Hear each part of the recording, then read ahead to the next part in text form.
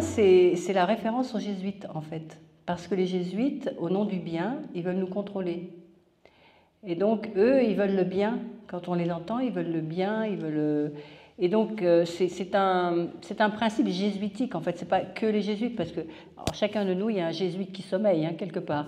C'est-à-dire qu'on a besoin de l'envie de contrôler l'autre ou de faire comme nous, on veut qu'il fasse. Et donc, pour notre bien, on veut nous contrôler. Pour notre bien, on veut nous empêcher d'être libres, parce que si on est libre, eh ben, on ne fera pas ce qu'il faut. Et donc, ils ont une certaine façon de penser, et ils veulent qu'on obéisse à leur façon de penser, et c'est pour notre bien. Voilà, et ça renvoie au Grand Inquisiteur, en fait, de Dostoïevski, où les gens, en fait, je ne sais pas si vous connaissez le roman, c'est un tout petit, enfin c'est un roman, mais c'est un peu court, c'est assez court à lire. Et en fait, les hommes, pour le confort et la nourriture, ils refusent la liberté. Ça s'appelle le Grand Inquisiteur. Et donc, c'est le Christ qui revient sur Terre, et ils le mettent en prison, parce qu'en fait, les humains, entre la liberté et la sécurité, ils préfèrent la sécurité et le confort plutôt que la liberté. Bonsoir à tous. Donc, je suis très heureuse d'être ici ce soir. Il y avait fort longtemps que je n'étais pas revenue en Suisse, au moins 20 ans. Et donc, je ne connaissais pas cette jolie ville d'Aubonne. Et donc, je remercie Isabelle de m'avoir invitée et je vous remercie tous d'être venus jusqu'à moi pour venir m'écouter dans mon verbe. Donc, c'est vraiment très sympathique. Donc, je fais faire cette conférence. Chaque fois que je fais une conférence, je la situe dans le cadre de l'année, puisqu'en fait, on est dans une période très particulière. Aujourd'hui, n'oublions pas que c'est l'équinoxe de printemps. Hein, donc, c'est un jour très important, puisque l'équinoxe de printemps, ça représente le renouveau. Donc, on peut espérer que ça va nous donner de l'élan pour nous renouveler intérieurement chacun. Et puis, c'est aussi la période, bon, je sais que dans le canton de Vaud, ils sont plutôt protestants et donc ils ne font pas forcément comme les catholiques à fêter Carême. Je ne sais pas, en fait, je ne connais pas suffisamment, mais je sais qu'en tout cas, on est dans la période de Carême qui a commencé le mercredi 5 mars, le mercredi des cendres, et donc qui va durer jusqu'au 19 avril. Et donc, ce carême, c'est un moment important puisque c'est un moment de purification, justement, pour préparer le renouveau de Pâques, hein, puisqu'en fait, le 20, cette année, le 20 avril, ça sera Pâques, donc c'est le renouveau, la résurrection du Christ, donc c'est une fête très importante. Et on est censé se purifier avant ce grand événement, on est censé se nettoyer, mais la purification et le carême, ce n'est pas forcément s'abstenir de nourriture, hein. On peut s'abstenir des critiques, on peut s'abstenir des râlages, on peut s'abstenir de plein de choses, on peut s'abstenir des mécontentements par exemple, on peut s'abstenir aussi d'Internet, on peut s'abstenir des écrans, en fait on pourrait être très très créatif dans de quoi je pourrais me priver pendant ces 40 jours pour me purifier en fait. Et c'est pas tellement ce dont vous renoncez qui est important, c'est le fait de renoncer à quelque chose. C'est ça, c'est l'effort que l'on fait pour renoncer à quelque chose que l'on aime ou qu'on a l'habitude de faire, le fait de changer ses habitudes. Ça, c'est un élément qui est extrêmement purificateur. Ce que je voulais parler aussi par rapport à Carême, c'est que Carême, c'est les 40 jours, on est censé fêter les 40 jours du Christ dans le désert. Vous savez qu'après le baptême, le Christ est immédiatement parti dans le désert, il est parti tout seul, il est resté 40 jours à jeûner et il a été tenté. Il a été tenté 3 fois et donc il a été confronté aux forces du mal. Et donc à Carême, c'est bien de se rappeler qu'il y a ces forces du mal qui existent en nous-mêmes avant tout et à l'extérieur aussi, et que c'est important d'en prendre conscience pour justement faire un travail sur ces forces démoniaques qui sont de plus en plus fortes et qui cherchent à quoi faire en fait depuis 2020, donc je vous expliquerai pourquoi 2020, mais depuis 2020, ces forces cherchent absolument à nous contrôler et à nous enlever toute forme de liberté. La liberté est quelque chose qui est vraiment très très en danger aujourd'hui. La liberté intérieure, la liberté d'être, la liberté de penser, c'est très très en danger. C'est vrai que la plupart des gens, quand vous leur parlez de fait qu'ils risquent de perdre leur liberté, ça n'a pas l'air de leur évoquer grand-chose, parce qu'en fait, ils ne se rendent pas bien compte de ce que c'est que de perdre sa liberté.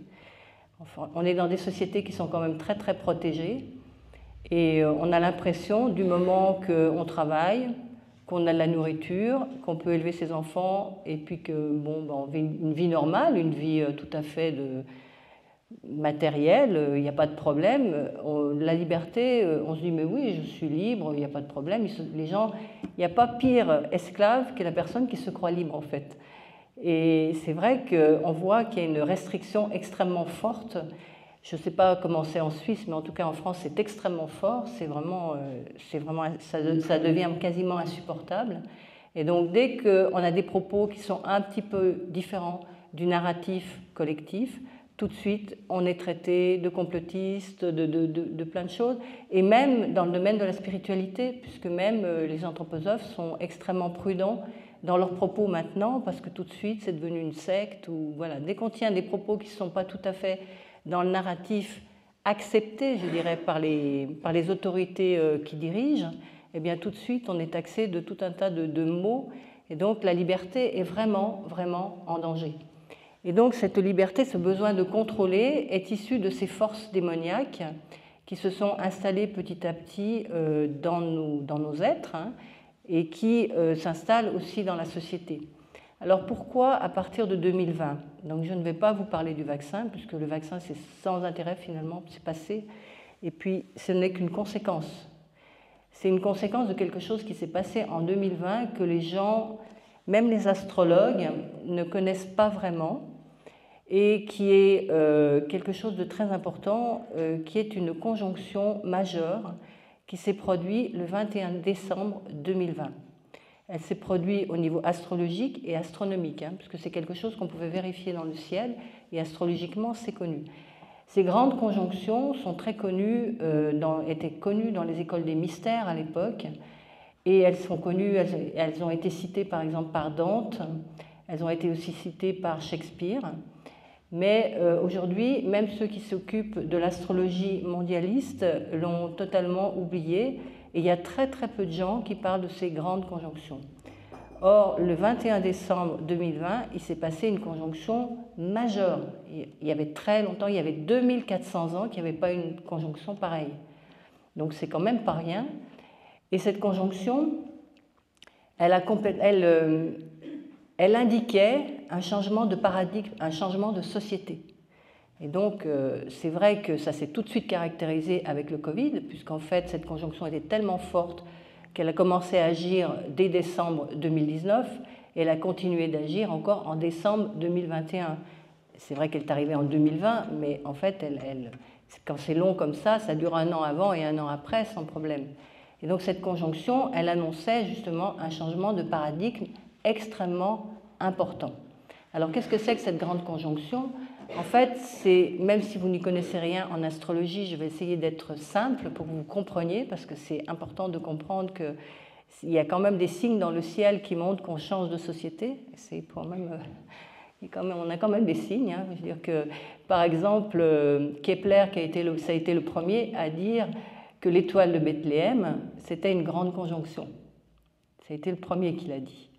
En fait, ils annonçaient, cette étoile de Bethléem, elle annonçait la venue de Jésus et du Christ. Donc, il y avait quand même une marque dans le ciel. Et donc là, on a une marque, mais qui est quand même très, très, très importante. Et même quand on regarde sur Internet, il y a très peu de gens qui en parlent, en fait. Un petit peu, mais pas tant que ça. Donc, qu'est-ce que c'est que cette conjonction ? C'est en fait la rencontre de deux planètes, des planètes qui sont des planètes supérieures, c'est-à-dire qu'elles sont assez haut dans les sphères. C'est Saturne et Jupiter. Donc elles se retrouvent tous les 20 ans. Donc là, vous allez dire, mais 2400 ans, quel rapport ? En fait, elles se retrouvent tous les 20 ans, c'est-à-dire qu'elles passent par les signes de terre, donc il y a 4 signes, il y a 4 types de signes. Il y a les signes, ce qu'on appelle les signes de terre, il y a les signes d'eau, les signes de feu et les signes d'air. Hein, donc ça, je pense que, bon, faudrait que, je ne veux pas vous faire un cours d'astrologie, mais bon, en gros, voilà. Et donc, ces planètes, elles se rejoignent. Quand on dit que c'est une conjonction, ça veut dire qu'elles sont côte à côte. Elles se mettent côte à côte. Aussi bien dans le ciel que quand on fait un zodiaque, elles sont conjointes. Et donc, elles se mettent une première fois côte à côte dans un signe de terre. 20 ans plus tard, elles sont à nouveau dans un signe de terre, mais un autre. Sur un zodiaque, ça fait comme un triangle. Et 20 ans plus tard, elles se mettent encore dans un autre signe de terre. Donc ça fait un triangle, comme ça. Et après, elles continuent leur chemin, elles se rassemblent à nouveau après dans un signe de feu, et elles font la même chose. Et puis après, elles font la même chose dans un signe d'air, donc c'est chaque fois 60 ans. 60 ans dans un signe de terre, 60 ans dans un signe d'air, 60 ans, et ainsi de suite. Et quand vous multipliez, vous arrivez à 2400 ans. Donc c'est ce qui s'est passé. Et en fait, le 21 décembre 2020, ce qui s'est passé, c'est que Jupiter et Saturne étaient exactement au même endroit que 2400 ans avant. Et 2400 ans avant, ça correspondait à quoi? Ça correspondait à 363 avant Jésus-Christ, et c'était l'annonce de l'arrivée d'Alexandre le Grand et d'Aristote. Et Aristote et Alexandre le Grand, ils ont vraiment changé la société. C'est-à-dire que quand Alexandre le Grand est arrivé, le monde était totalement différent avant son arrivée. En fait, c'était un personnage qui a complètement marqué, qui a été un point d'ancrage, qui a fait basculer la société, complètement basculer la société. C'était un guerrier. Avec ses conquêtes, il a créé une sorte de mondialisation, on peut dire. Il a transformé tout un tas de pays. Et surtout, comme il était aussi le disciple d'Aristote, il a aussi transformé la pensée. Parce qu'avant, la pensée, elle n'était pas du tout individualisée. Les gens avaient une pensée de groupe. Ils n'avaient pas un moi qui était individualisé. Et surtout, ils avaient une pensée qui n'était pas conceptuelle comme on l'a aujourd'hui. C'est difficile à comprendre parce qu'aujourd'hui, on est tous avec notre pensée conceptuelle, mais ils étaient incapables de faire des concepts. Ils avaient qu'une pensée en images. C'est-à-dire que quand on leur parlait d'un arbre, le concept d'arbre ne leur évoquait rien. Eux, ils avaient l'image de l'arbre, mais ils ne pouvaient pas le conceptualiser. Alors c'est difficile à expliquer, évidemment, aujourd'hui, mais bon, c'est Alexandre le Grand et Aristote qui ont marqué ce passage à une autre pensée, à une autre réalité, à une autre société. Et d'autant plus qu'après Aristote, le Christ est arrivé. Donc, on est rentré, si vous voulez, en ayant exactement le même degré, enfin, ce n'est pas exactement, parce que du temps d'Aristote, c'était 29 degrés du Capricorne, et là, ça s'est décalé d'1 degré, mais enfin, c'était quand même le même. Mercure Saturne et Jupiter se retrouvaient au même endroit, décalés en Verseau. Mais enfin, de toute façon, c'est exactement le même degré. À 1 degré près, c'était la même chose. Donc, en fait, ça annonçait, les 2400 ans qui arrivent, annoncent un changement de société complet. Puisqu'il va se passer la même chose, enfin, différemment, évidemment, c'est comme une ellipse, hein, donc on progresse. Donc ça va être à un autre niveau où il va se passer quelque chose de très fort, et c'est vraiment 2020 qui a marqué ça. Et ça me rappelle à notre cher président Macron qui nous a dit qu'après 2020, la vie ne serait plus jamais comme avant. Il ne pensait pas si bien dire. Mais je pense qu'en fait, ces élites sont au courant de beaucoup plus de choses qu'on ne croit. Ils fréquentent pas mal l'occultisme et ils sont au courant de beaucoup de choses. Et ils nous parlent en fait symboliquement, et si on fait des recherches, on s'aperçoit qu'ils sont très au courant d'énormément de choses. Donc en 2004, donc, il y a eu c'était 2400 ans avant, il y a eu ce changement. Et ce qu'on a remarqué, c'est que ces 2400 ans, on pouvait les diviser en 3 fois 800 ans. En regardant l'histoire, on s'aperçoit que chaque fois, il y a l'arrivée d'un guerrier qui arrive. Donc celui qui a lancé le bal, évidemment, c'est Alexandre le Grand. Mais après, il y en a eu un autre, donc 800 ans plus tard. 800 ans plus tard, c'est Attila qui est arrivé. Attila, qui était un guerrier féroce, hein, qui a terrorisé l'Europe pendant un certain temps et qui a détruit énormément de choses, et qui était vraiment un guerrier redoutable. Et 800 ans plus tard, après Attila, il y a encore un autre guerrier qui apparaît et qui est ce qu'on appelle Gengis Khan. Vous savez, ce sont les invasions mongoles. Et donc ça aussi, c'était extrêmement violent. Et c'était aussi le temps des croisades. C'était 1200, il faudrait que je vous donne les dates quand même, ça serait mieux, je vais mettre mes lunettes. 8, 9. Oui, alors, je vous donne les dates quand même, hein, parce que là, je pars dans le... Alors, 363 avant Jésus-Christ, c'est Alexandre le Grand. Après, en 437 après Jésus-Christ, donc 800 ans plus tard, c'est Attila, avec l'effondrement de Rome sous la pression des invasions. Après, en 1220 après Jésus-Christ, c'est Gengis Khan et l'expansion mongole qui restructure le monde eurasien. Et donc, c'est sous son règne que se développent sous le règne de Samaël, parce qu'à cette époque-là, l'archange qui s'occupait de cette époque, parce que vous savez, enfin, vous ne savez peut-être pas, mais nous avons des archanges qui prennent la relève pour influencer nos époques. Donc, ils prennent la relève pendant à peu près 400 ans, enfin un peu plus, quoi.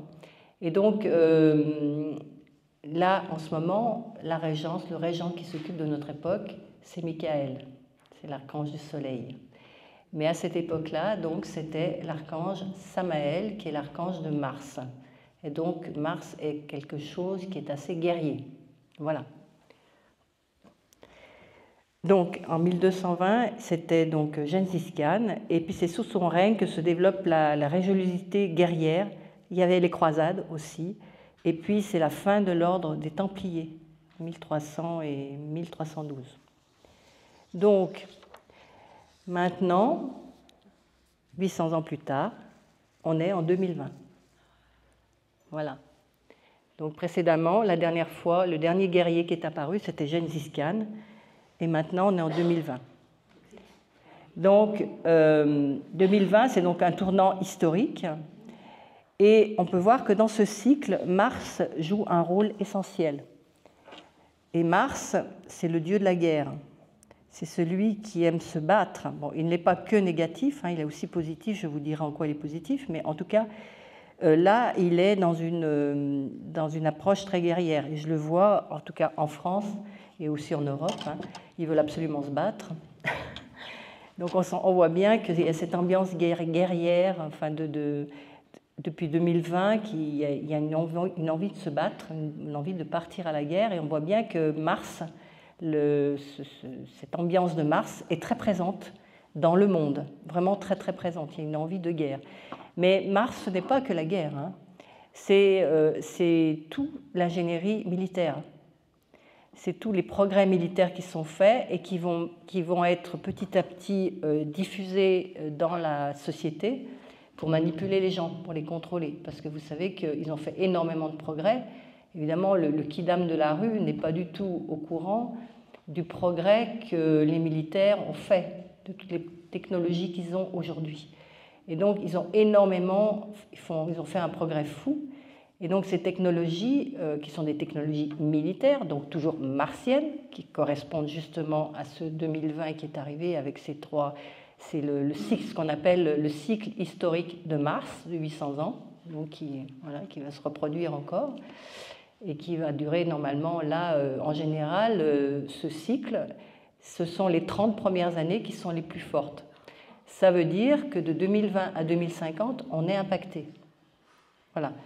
Donc vous me direz, 2050, moi je serais peut-être passé de l'autre côté du seuil, je ne serais peut-être plus là, hein, je serais peut-être dans les étoiles, je regarderai ce qui se passe en bas, peut-être qu'il y a certains d'entre nous qui seront aussi dans les étoiles, 2050 ça paraît quand même un petit peu loin, mais en tout cas, c'est des années qui sont impactées parce que dans ce cycle de 800 ans, et dans ce cycle de 2400 ans, c'est toujours les 30 premières années qui sont touchées.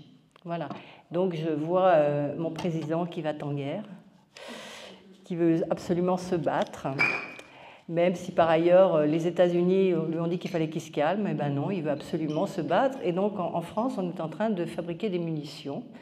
Et il n'y a plus de travail nulle part, mais dès que les gens commencent à vouloir faire des armes, et ben ça y est, tout le monde trouve du travail. La vie est belle. Donc apparemment, c'est vraiment le but premier. Mais il y a aussi toutes ces technologies qui sont extrêmement inquiétantes parce qu'en fait, vous avez l'impression que pour l'instant, elles ne sont pas directement utilisées, quoique j'ai vu une vidéo où ils l'utilisaient, c'était en Serbie, hein, où ils ont diffusé un son extrêmement strident et qui crevait quasiment les tympans des gens, et donc la foule s'est dispersée à cause de ce son. Hein, et ce sont vraiment des technologies maintenant qu'ils ont et qui peuvent vraiment mettre les gens sous contrôle.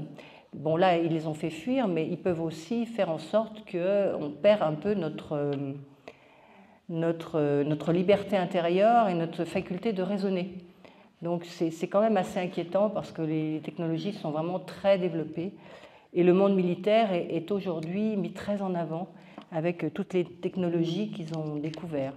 Donc c'est ce cycle de Mars qui n'est pas super, je trouve, parce que Mars, c'est une planète qui est quand même sympathique, parce qu'elle n'a pas que des inconvénients, mais apparemment là, elle est utilisée par les forces démoniaques, enfin le mauvais côté. C'est comme Lucifer et Ahriman qui se sont, je parlerai de ces deux concepts après, qui se sont mis, qui s'occupent de Mars et qui rendent Mars extrêmement inquiétant, je dirais. Alors l'énergie de guerrière de Mars. Alors Mars, c'est la planète rouge, vous savez, elle porte ce nom, c'est le dieu romain de la guerre. C'est une planète qui est très puissante en astrologie. Elle représente l'énergie, elle représente aussi la libido, elle représente l'action, elle représente le désir. Et donc son influence, elle peut être à la fois positive ou négative, tout dépend comment on l'utilise. Nous, on a besoin de l'utiliser aujourd'hui parce qu'on a besoin de s'affirmer, on a besoin d'affirmer notre individualité, et c'est Mars qui nous permet de faire ça. Parce que Mars, c'est la verticalité, c'est l'énergie de Mars qui fait sortir les plantes de la Terre. Hein, c'est Mars qui nous fait nous tenir droit, qui nous fait nous tenir vertical. C'est une énergie de verticalité qui est très importante aujourd'hui. C'est aussi l'expression de soi, car Mars est lié au larynx, c'est ce qui permet la parole. C'est aussi l'affirmation de soi, la capacité de prendre des initiatives. Et Mars influence directement la façon dont on affirme notre individualité. Alors après, ça dépend comment votre Mars est dans votre thème, hein. Mais c'est quelque chose de positif. Mars, c'est pas quelque chose de négatif, hein. Enfin, ça dépend comment l'utiliser, quoi. Et il reflète notre manière d'agir, notre force de volonté, notre capacité à nous imposer dans le monde. Et de façon aussi très très positive, Mars, Rudolf Steiner explique que Mars aussi, c'est le Bouddha. C'est Bouddha le Bouddha est lié à Mars. Et le Bouddha, c'est la compassion, c'est souffrir avec. Compassion, ça veut dire souffrir avec. Donc c'est une énergie qui est bonne, quoi, qui est agréable, quoi. Et le Bouddha, c'est aussi les forces d'innocence telles qu'elles sont incarnées par l'enfant Jésus dans la crèche. Et donc quand vous voyez aujourd'hui comme les forces d'innocence sont maltraitées, vous voyez bien que c'est aussi lié à Mars, les forces d'innocence, mais là c'est une force qui est inversée. Donc on voit bien que c'est vraiment cette énergie-là qui est très très présente. Si Mars est mal canalisé, donc c'est systématiquement la stratégie guerrière, mais c'est aussi la mauvaise liberté d'expression, c'est-à-dire, vous savez, les gens qui veulent toujours avoir raison, et puis aussi en philosophie, on veut absolument vous imposer des théories, on veut absolument que vous croyiez ces choses-là, et on ne veut pas que vous changiez d'avis. Ça, c'est la mauvaise utilisation de Mars, hein, qui est une expression de soi qui est déviée. Quand on veut avoir toujours raison ou quand on veut imposer, par exemple, une pensée unique à une population, ça, c'est une mauvaise utilisation de Mars. Donc, ces forces, elles se manifestent, justement, comme je vous l'ai dit juste avant, elles se manifestent notamment dans toutes les nouvelles technologies. Toutes les nouvelles technologies qui visent à rendre l'homme esclave. Donc c'est quand même c'est un gros problème parce que c'est vraiment réel. On est vraiment confronté à ces forces. Et c'est comme s'il y avait un espèce de traité qui avait été fait avec les forces du mal pour que Mars soit utilisé de façon extrêmement négative. Donc, ces forces du mal, je vais en parler un petit peu parce que on ne peut pas vraiment y échapper. Donc, Rudolf Steiner a parlé de 3 forces du mal, essentiellement, et ce sont justement les 3 tentations qu'a eu le Christ. Il a rencontré en fait 3 types de mal. Pas 3 fois la même personne, le même être démoniaque qui lui a fait 3 propositions, mais 3 êtres différents. Donc le premier c'est le deuxième, on va pas commencer par le premier puisque c'est le plus connu, c'est celui qu'on appelle Lucifer. Lucifer, c'est celui aussi qu'on appelle le diable. Donc Lucifer, c'est un être retardé parce qu'il y a eu une évolution. Si vous voulez, aujourd'hui on est sur Terre, mais avant que la Terre apparaisse, il y avait la Terre se réincarne comme nous. J'espère que vous croyez à la réincarnation, mais bon, voilà, la Terre se réincarne comme nous. Et donc aujourd'hui, on est au 4e état terrestre. Et avant, il y a eu 3 autres états. Et donc avant la Terre, il y avait ce qu'on appelle l'ancienne Lune, qui n'a rien à voir avec la Lune qu'il y a dans le ciel. Et avant, il y avait l'ancien Soleil, qui n'a rien à voir avec le Soleil. Ce sont des noms occultes. Et avant, l'ancien Saturne. Donc il y a eu 3 états. 3 états qui n'ont strictement rien à voir avec la Terre telle qu'elle est aujourd'hui. C'est-à-dire que ce n'était pas minéral. Si avec vos yeux, vous vouliez voir les états antérieurs de la Terre, vous ne verriez rien du tout. C'est pas possible, ce serait complètement invisible pour nous. Mais toujours est-il que nous, on existait déjà dans ces états antérieurs, évidemment pas du tout comme ce qu'on est aujourd'hui, rien à voir, on ne se verrait pas non plus. Et donc, chaque fois, il y a aussi, au-dessus de nous, vous savez qu'on a des anges, des archanges, des archées, on a tout un tas d'êtres spirituels qui veillent sur nous, des entités bonnes évidemment, parce qu'il y en a aussi des mauvaises. Mais en tout cas, on a toute d'entités qui veillent sur nous. Et quand on était dans les états antérieurs, il y avait aussi des entités supérieures, il y avait des entités spirituelles qui existaient. Et il y avait notamment des anges qui existaient déjà et qui, au moment où la Terre allait apparaître, devaient devenir des archanges. Alors, il y en a une grande quantité qui étaient anges et qui, quand la Terre est apparue, ont pu devenir archanges. Mais il y en a tout un tas qui ne sont pas arrivés à devenir archanges, qui sont restés anges, qui ont pris du retard. Et en fait, toutes les entités démoniaques, ce sont toutes des entités retardataires. Et ça, Steiner expliquait que c'était lié à l'évolution, tout simplement. Dans toute évolution, il y a des gens qui prennent du retard. Et donc, la prochaine fois, ça va être les hommes. Quand on va passer à l'état supérieur de la Terre, qui est ce qu'on appelle dans les Écritures la Jérusalem céleste, ou la future Jupiter, eh bien là, il faudra que nous ayons tous atteint notre humanité, parce que si on ne l'a pas atteint, eh bien on deviendra des êtres retardataires, donc des êtres démoniaques, ceux qui seront en retard. Donc les êtres démoniaques sont des êtres retardés. Et donc, le premier être retardé sur l'ancienne Lune, qui aurait dû... Donc on peut dire que c'est un archange retardé, ou c'est un ange, mais c'est un archange retardé surtout, puisqu'en fait, il a raté le coche. Et donc cet ange, qui aurait dû devenir archange et qui n'a pas pu, quand la Terre est apparue, évidemment, les conditions n'étaient absolument plus les mêmes que celles de l'ancienne Lune. Il ne pouvait plus continuer à évoluer. Il avait raté le train, comme on dit. Donc, il fallait bien qu'il continue d'évoluer. Donc, il s'est introduit dans notre corps astral pour continuer son évolution. Et c'est la fameuse pomme, vous savez, Ève, elle a été sympathique. Elle a eu peut-être pitié de lui, elle lui a dit « Allez, viens, tu vas continuer ton évolution ». Donc, en fait, ce diable, il continue son évolution dans nos corps astraux. Notre corps astral, c'est ce qu'on appelle aussi la psyché humaine. L'anima ou l'animus en grec, enfin, la psyché en grec et en latin, c'est l'anima.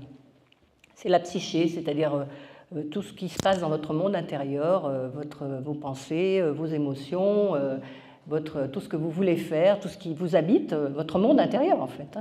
Et bien là, vous n'êtes pas tout seul. Il y a quelqu'un d'autre qui quelquefois ne vous demande pas votre avis et vous fait faire des choses que vous induit avec de l'erreur, comme on dit, vous trompe. Et on se fait souvent tromper et malheureusement, comme on n'a pas conscience de cet être, il agit dans notre inconscient, eh bien, il nous mène un peu par le bout du nez et il nous fait faire des choses que, normalement, si on était bien dans notre cœur, on ne ferait pas. Voilà, donc ça, c'est Lucifer, donc c'est la première entité spirituelle qui agit en nous. Il y en a une autre qui s'appelle Ahriman, c'est Satan. Ahriman, c'est un mot qui vient de la mythologie perse, puisque Rudolf Steiner a dû prendre des noms pour appeler ces entités retardées. Il a pris des noms et il s'est servi dans plusieurs mythologies. Donc là, il a pris la mythologie perse, il l'appelait Ahriman. Donc cet être-là, c'est un être retardé qui aurait dû devenir un arché et qui est resté au stade d'archange et qui a raté le train aussi. Donc lui, il est arrivé après Lucifer parce qu'il avait besoin, il fallait d'abord que l'homme accueille Lucifer dans son être pour qu'après Ahriman puisse s'introduire. Il y a quand même un ordre, hein, quand même. Donc Ahriman s'est introduit beaucoup plus tard, hein. Lucifer est resté longtemps et après Ahriman est arrivé beaucoup plus tard. Mais en fait, il est arrivé au moment, il est devenu très très présent, je pense, on peut dire à partir de la Révolution française à peu près, il est devenu, bon, Steiner parle même de la Renaissance, mais moi je trouve qu'il était beaucoup plus présent déjà à la Révolution française, on peut dire qu'il était vraiment là. Et donc lui, il est un peu différent. Lucifer, il nous fait planer. C'est-à-dire, il nous fait nous prendre pour des anges, il nous fait prendre les vessies pour des lanternes. C'est-à-dire qu'il nous trompe, c'est un peu l'orgueil, il nous fait nous gonfler un peu comme un ballon, nous prendre pour quelqu'un d'autre, comme on dit, ou il stimule un peu notre orgueil, notre suffisance, il nous dit qu'on est les plus beaux, les plus magnifiques, et surtout, il nous fait un peu rejeter la terre. C'est-à-dire que Lucifer, il veut nous faire prendre pour des anges. Et il n'aime pas la terre. Donc vous savez, tous ces gens qui sont un peu déracinés, qui planent un peu, c'est des gens qui sont très lucifériens en fait, qui sont très marqués par Lucifer. Ils refusent quelque part l'incarnation. Ils ne veulent pas mettre les doigts dans le cambouis. Ils veulent bien avoir des idées merveilleuses, abstraites, mais qui sont absolument inapplicables dans la vie quotidienne. Ben ça, ce sont par exemple toutes nos élites politiciennes qui sont complètement déracinées des réalités et qui nous pondent des plans qui sont inapplicables. Vous voyez, ça, c'est tout à fait luciférien. Et donc, Ahriman, c'est le contraire. Ahriman, il nous fait ramper. C'est-à-dire, il nous fait nous imaginer qu'on n'est qu'un corps physique.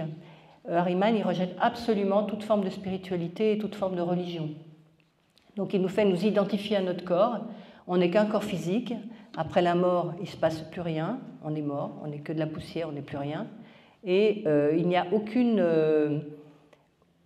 possibilité de transcendance. On n'est qu'un être matériel.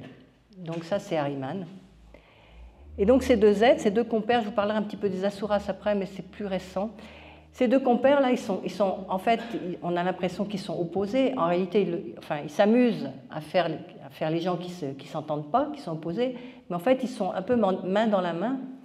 Et on peut le voir, par exemple, très très bien. Quand, par exemple, vous avez une super bonne nouvelle et que vous éclatez de joie, que vous êtes complètement exalté, l'exaltation, c'est luciférien, hein.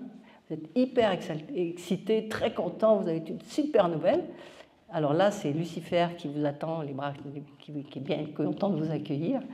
Et alors après, très souvent, vous allez vous apercevoir, si vous observez vraiment, que vous allez être déprimé. Très souvent, après une très bonne nouvelle, quelquefois, quelques jours après, ou même quelques heures après, on déprime. Et là, c'est parce que vous êtes tombé dans les bras d'Ahriman. Voilà. Lucifer, c'est l'exaltation, et Ahriman, c'est la dépression. C'est tout ce qui vous colle au sol, c'est tout ce qui vous rend triste, c'est tout ce qui vous écrase, alors que Lucifer, c'est tout ce qui vous fait vous envoler. Voilà. Donc je vais parler de ces deux personnages dans le quotidien, parce que là je vous le cite dans des grandes lignes. Je vais parler de ces deux personnages dans le quotidien et comment les discerner, parce qu'en fait ce qui permet de lutter contre eux, c'est de détacher l'un de l'autre, parce qu'en fait ils travaillent de concert. Alors quand on arrive dans notre vie quotidienne à discerner qu'est-ce qui est luciférien et qu'est-ce qui est ahrimanien, eh bien ça leur coupe les pattes en fait, ça permet de nous recentrer dans notre centre, dans notre cœur, et c'est la grande image du Christ hein, qui est entre Lucifer et Ahriman. Il pousse Lucifer vers le haut, comme ça il le pousse, et Ahriman il le pousse vers le bas. C'est cette grande image qui a été sculptée par Steiner de Lucifer et Ahriman avec le Christ au centre. Et le Christ, en fait, c'est notre cœur. En fait, il n'y a que dans le cœur que Lucifer et Ahriman ne peuvent pas rentrer. C'est le seul, on a un petit carré, là, on a un petit cube. un petit cube magique où ils n'ont pas le droit d'entrer. Donc ça, j'en parlerai dans le séminaire, je ne veux pas développer trop de la chose, mais en fait, on est quand même protégé, mais il faut être conscient. Voilà. Et donc, ces deux compères, ils ont pour mission de nous contrôler. Ils ont vraiment, ce qu'ils ne veulent pas, c'est que nous développions nos nouvelles facultés.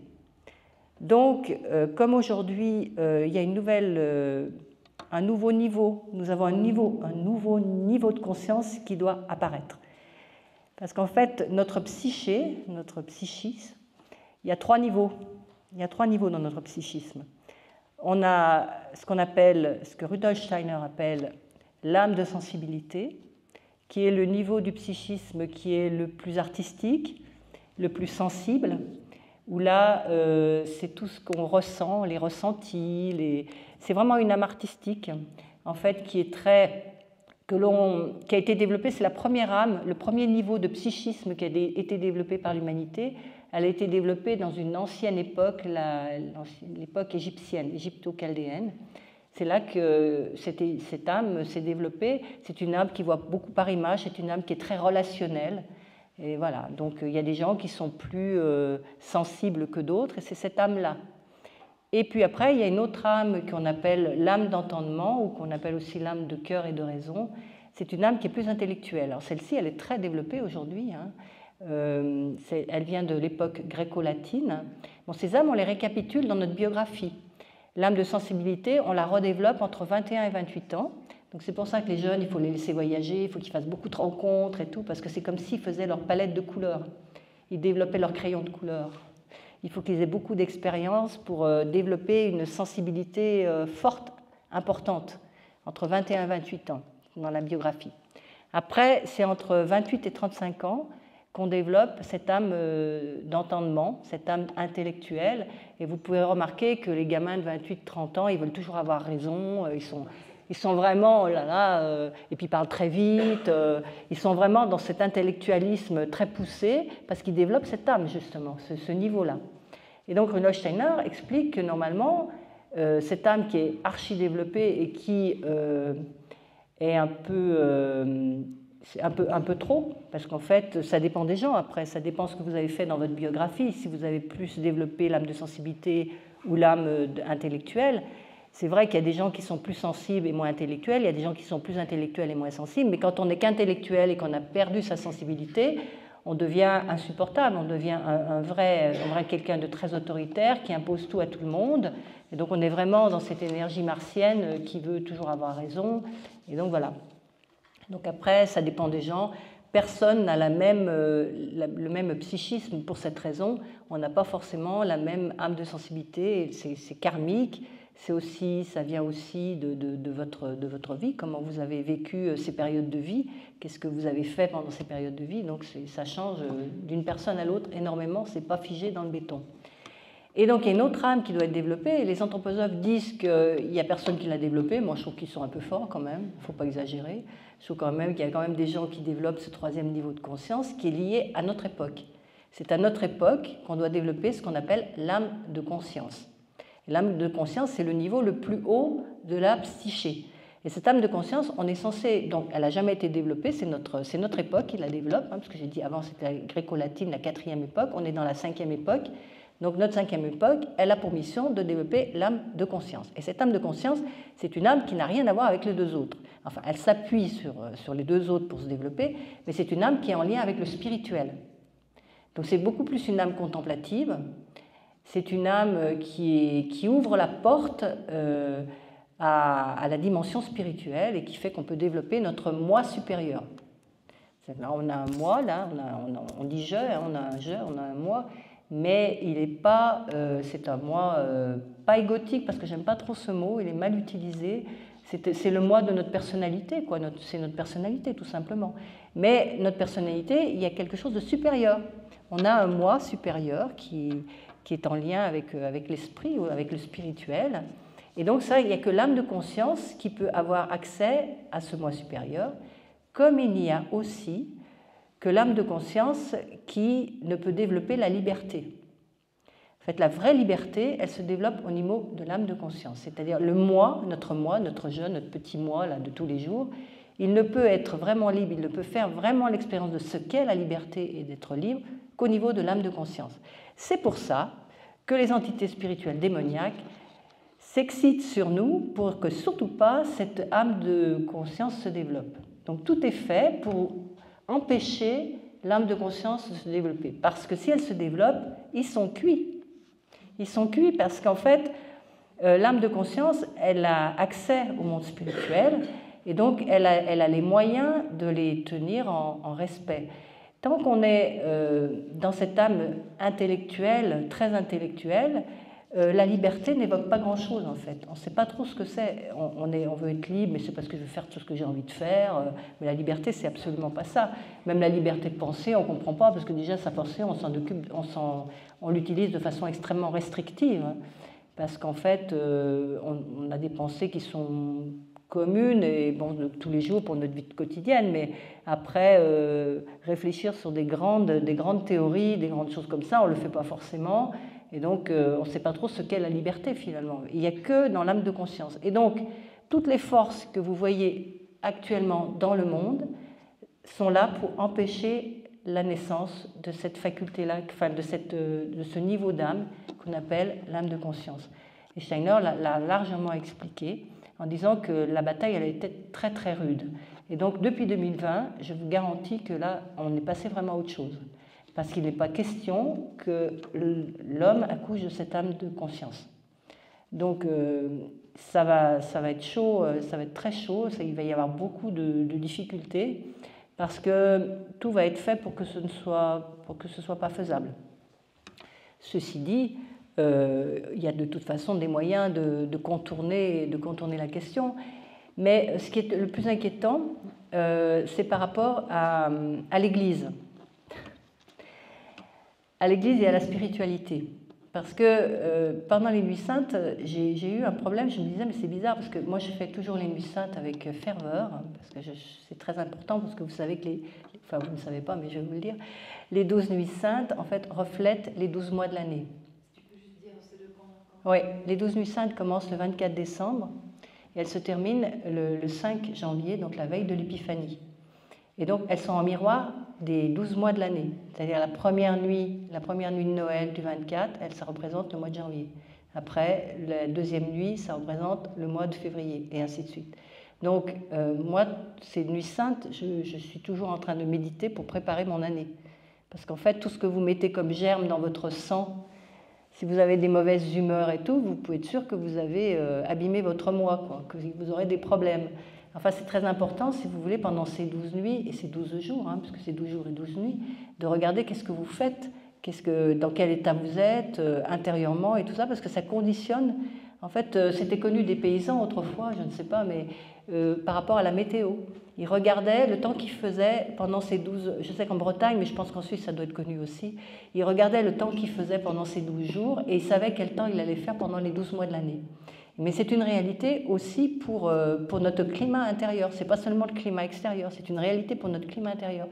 Donc ce que vous avez comme ce que vous traversez pendant ces 12 nuits, ça vous conditionne aussi pour les 12 mois. Donc pour en revenir à mon histoire, j'étais en train de méditer sur mes nuits et j'avais l'impression qu'il y avait quelque chose qui résistait. Et je me disais, mais c'est bizarre, je ne comprends pas, d'habitude c'est super, mais là cette année j'ai l'impression qu'il y a quelque chose qui m'empêche, il y a une forme de résistance. Et puis j'en ai parlé à 2 ou 3 acolytes avec qui je méditais aussi dans d'autres endroits de Paris.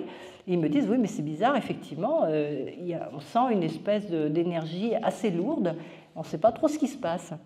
Et donc j'ai cherché quels événements étaient en train de se produire dans le monde. Je me suis dit, peut-être qu'il se passe quelque chose, il y a peut-être des rituels qui sont en train de s'effectuer dans le monde, c'est peut-être ça qui joue. Et je tombe sur quoi? Je tombe sur le jubilé 2025. Voilà.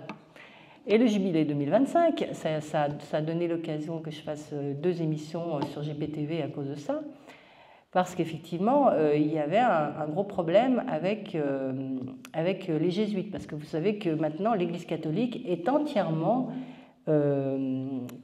lardée par les jésuites.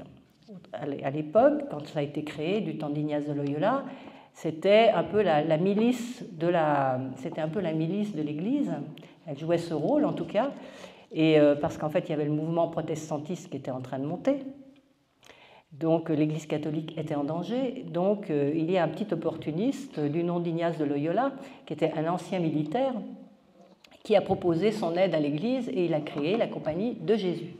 Et aujourd'hui, il n'était pas question du tout qu'un jésuite puisse entrer dans l'Église, puisqu'ils étaient leur police.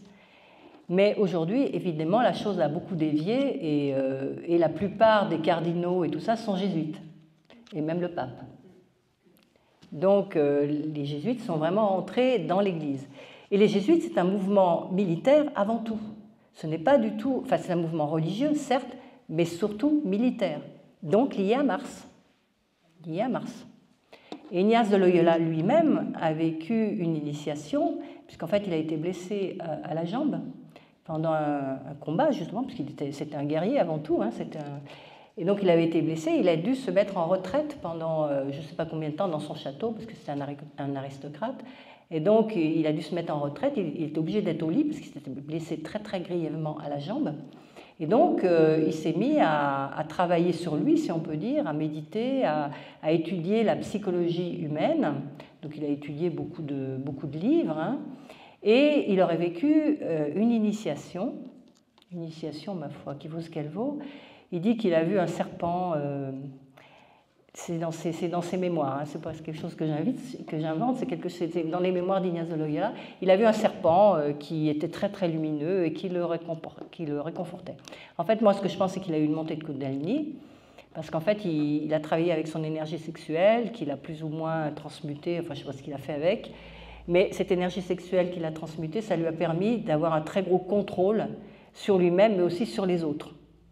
Et donc, on peut dire que toute l'énergie des jésuites, de la Compagnie de Jésus, est imprégnée de cette énergie. Alors, je ne parle pas du petit jésuite en bas, qui lui, ma foi, est assez sympathique, et qui éduque les têtes couronnées et tout ça. Ce sont des gens qui sont relativement... Je vous parle des têtes, enfin puis de l'ambiance, surtout de l'institution. Je ne parle pas des gens en particulier, je parle de l'institution. L'institution, l'énergie de base, c'est une énergie martienne et c'est une énergie de contrôle et de manipulation. Donc aujourd'hui, l'Église, elle porte ça.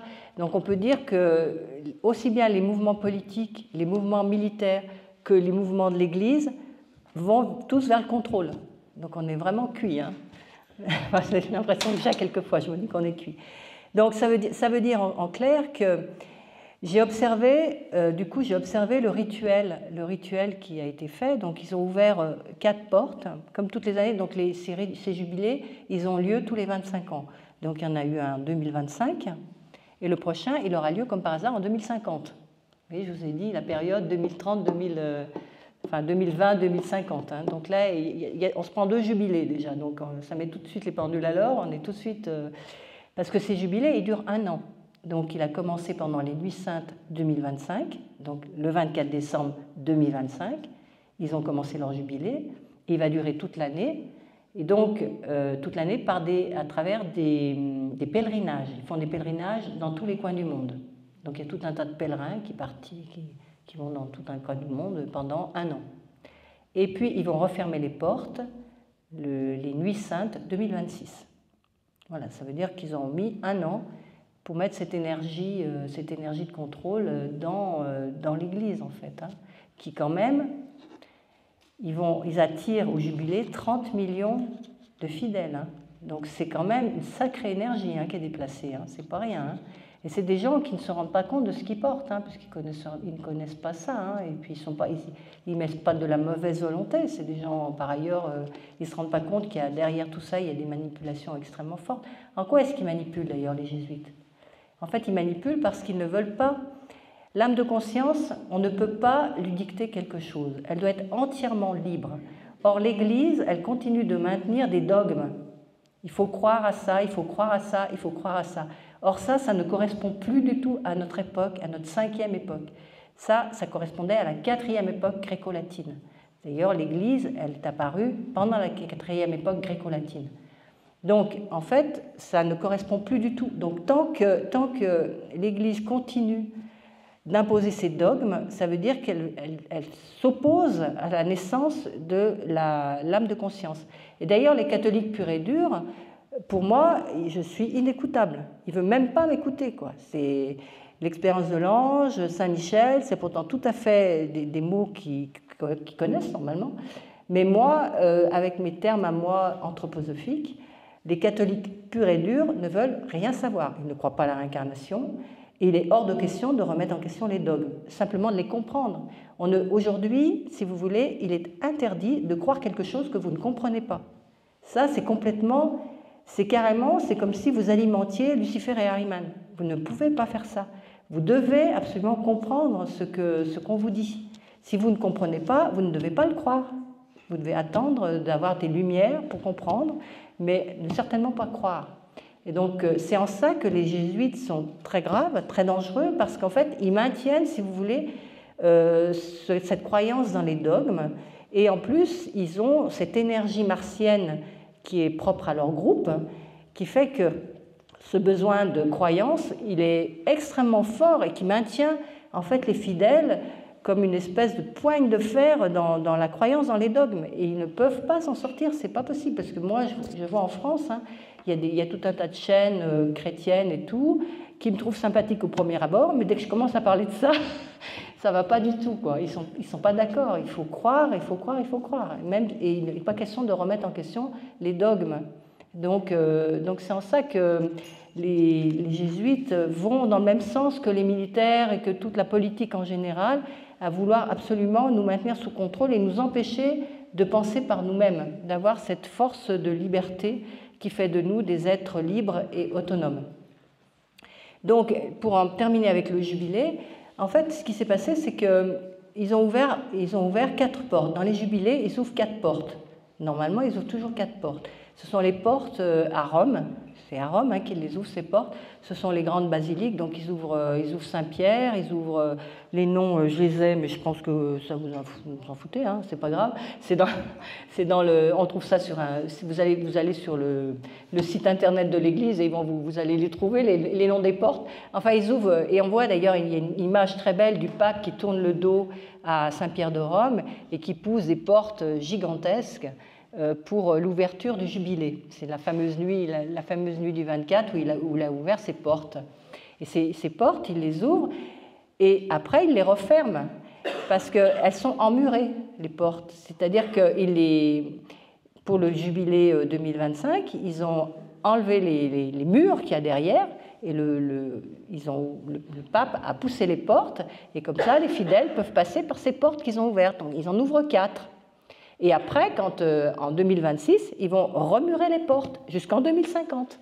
C'est comme s'il y avait quelque chose qu'ils enfermaient, qu'ils gardaient et qu'ils ouvraient.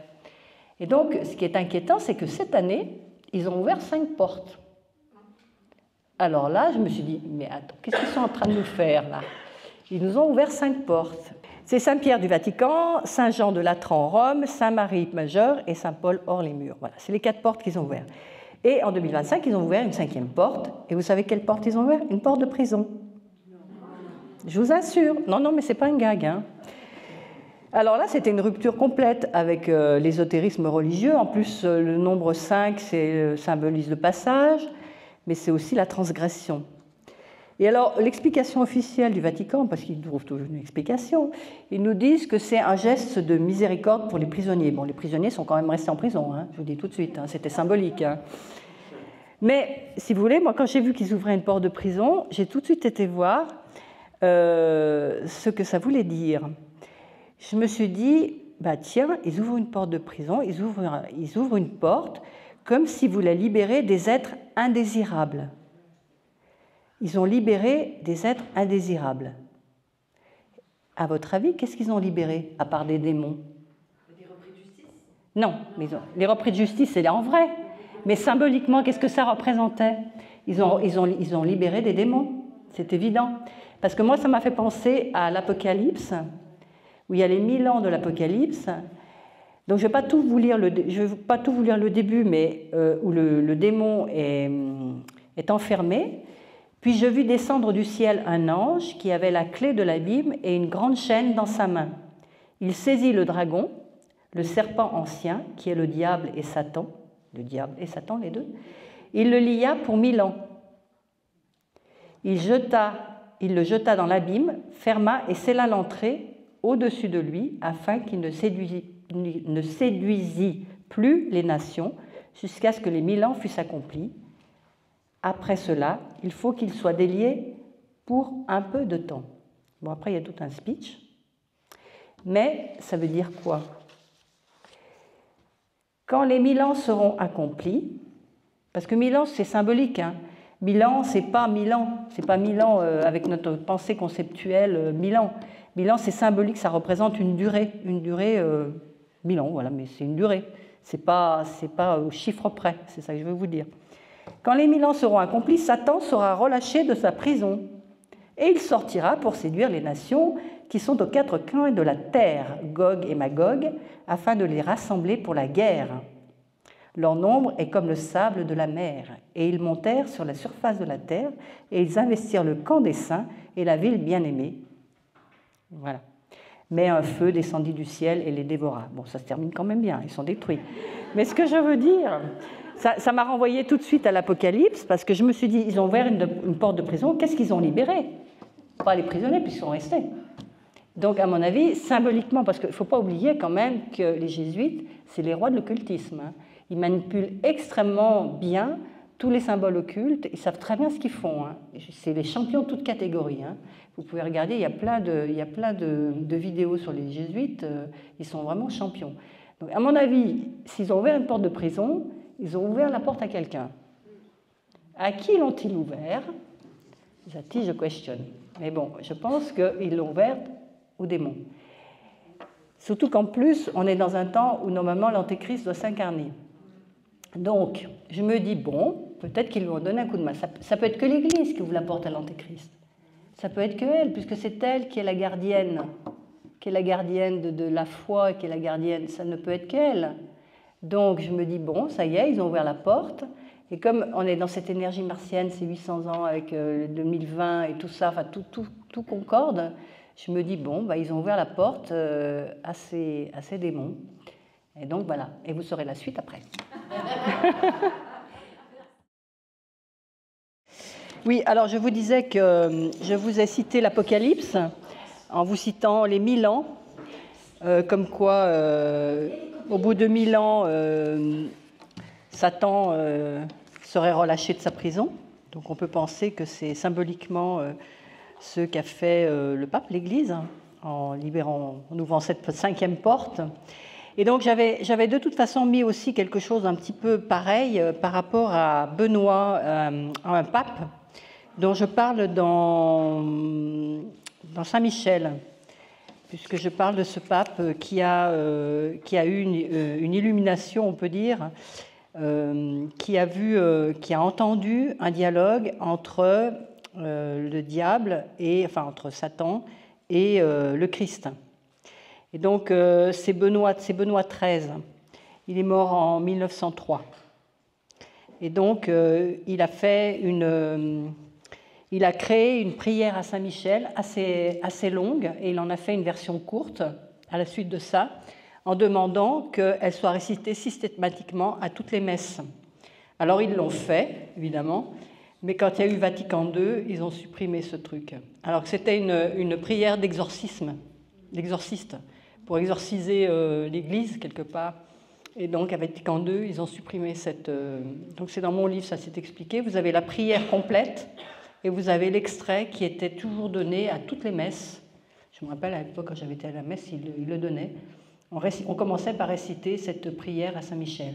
Et donc, voilà ce qui est arrivé à Benoît XIII, à Léon XIII, pas Benoît, Léon XIII. Donc il était en train de faire une célébration et puis à un moment donné, il s'est immobilisé complètement au pied de l'autel et puis il est resté environ 10 minutes complètement fixé en extase avec un visage blanc de lumière. Et donc il a expliqué après ce qui lui était arrivé parce que les cardinaux étaient étonnés, ils n'avaient jamais vu ça. Et il dit, j'ai entendu le dialogue entre Jésus et Satan. Et Satan lui dit, je veux détruire ton Église. Et Jésus répond, tu le peux, alors fais-le. Et Satan dit, et pour cela, j'ai besoin de plus de temps et de plus de puissance. Et Jésus dit, de combien de temps as-tu besoin? Et Satan, 75, 100 ans. Et je vous dis encore, c'est des durées, il ne faut pas s'attacher à ça. C'était en 1903. Hein. Il me faut aussi un pouvoir plus grand sur ceux qui se livreront à mon service. Et Jésus lui répond, tu as le temps, tu auras le pouvoir, fais-en ce que tu voudras. Voilà. Et donc ça, c'est dans mon livre. Et donc, à la suite de ça, il a créé cette prière pour protéger l'Église et protéger le monde. Hein. Et donc, ça s'est arrêté depuis Vatican II. Parce que depuis Vatican II, l'Église a quand même beaucoup changé et c'est plus tout à fait la même chose. Et là, encore plus aujourd'hui, avec un pape jésuite qui, lui, est au service de forces, je dirais, pas très catholiques, si on peut dire ça. donc voilà. Donc c'est tout pour... Pourquoi Jésus, il a dit tu auras le pouvoir, tu feras... Ben parce qu'il le laisse libre, parce que justement, on est testé, il laisse les hommes se laisser tenter, parce que je vais revenir à l'âme de conscience, justement, je vais reparler de ça. Voilà. Donc, voilà, c'est clos pour tout ce rituel qui a été fait là et qui est encore en cours, hein, qui va s'arrêter en 2026, hein. Donc voilà, et qui va recommencer malheureusement en 2050, mais ça ne sera plus avec le même pape. Donc je pense qu'on ne sera plus du tout dans la même société, hein, puisque là, les 2400, enfin, on est rentré avec cette conjonction, là, on est rentré dans un temps totalement différent, hein, donc pour 2400 ans. Donc il va y avoir une confrontation très forte avec les forces du mal. Alors je vais revenir maintenant à ce qu'on doit développer par rapport à l'âme de conscience. L'âme de conscience, en fait, c'est le but de notre 5e époque, de notre 5e civilisation, qui va durer quand même jusqu'en 3500 et des brouettes. Hein, donc on a quand même le temps, on a encore au moins 1500 ans pour la développer, mais il ne faut pas dormir, hein, parce que bon, c'est important de le faire. Et cette âme, elle se développe par la confrontation au mal. C'est la raison pour laquelle, en fait, on va être fortement confronté aux forces du mal. Ce n'est pas du tout le cas pour les deux autres âmes. L'âme de sensibilité et puis l'âme intellectuelle, c'était des âmes de l'Égypte ancienne et puis de la gréco-latine. Elles ne se développaient pas du tout dans cet état de conscience du mal. La conscience du mal était très floue à l'époque. Ça ne veut pas dire que le mal n'existait pas, mais ce n'était pas du tout aussi précis que ça doit le devenir aujourd'hui. Aujourd'hui, on doit vraiment c'est cette confrontation au mal. Et c'est à la suite de cette confrontation au mal que l'âme de conscience va émerger. Donc il faut quelque part l'accepter, mais c'est surtout qu'il faut essayer de comprendre ce que sont ces forces du mal. Il ne faut pas détourner les yeux, il ne faut pas en avoir peur, il faut simplement en avoir conscience, parce que la conscience, c'est ce qui vous permet de passer les pires obstacles. En fait, quand vous savez à qui vous avez affaire, ça permet de surmonter énormément de choses. Donc, c'est important de comprendre qu'il n'y a rien de grave, quelque part, dans le fait de vous confronter aux forces du mal. Donc, je vais continuer après. Je vais revenir donc sur la troisième force, qui est apparue récemment, enfin qui est une force la plus ancienne, ce sont les Asuras. J'ai cité le nom, et ce sont vraiment les Asuras qui sont les ennemis de l'âme de conscience. Si vous voulez, l'ennemi de l'âme de sensibilité, c'est Lucifer. Lucifer, c'est vraiment l'illusion, c'est le nouvel âge, c'est le fait de planer, voilà, ça c'est Lucifer. Lucifer, il est assez sympa, hein, il est très beau, c'est le porteur de lumière. Il est très beau. On peut vraiment le confondre avec le Christ d'ailleurs, parce qu'il est aussi beau que lui. Donc il est très avenant, il va vous parler d'amour, il va vous parler de plein de choses, il n'est pas contre lui. Donc c'est pour ça que le New Age le Nouvel Âge, c'est très luciférien. C'est porté par Lucifer en fait. Hein. Et donc c'est très abordable. Effectivement, on vous parle de spiritualité, mais c'est une spiritualité qui est trompeuse, on peut dire. Hein. C'est Lucifer qui nous trompe. Et donc, Ahriman, Satan, lui, c'est plus l'âme intellectuelle. Donc, on le voit bien, hein, parce que l'âme intellectuelle, elle peut être menteuse, elle peut être... Ahriman, c'est le grand menteur, hein, c'est vraiment... donc, cette énergie-là, elle est vraiment liée à Ahriman.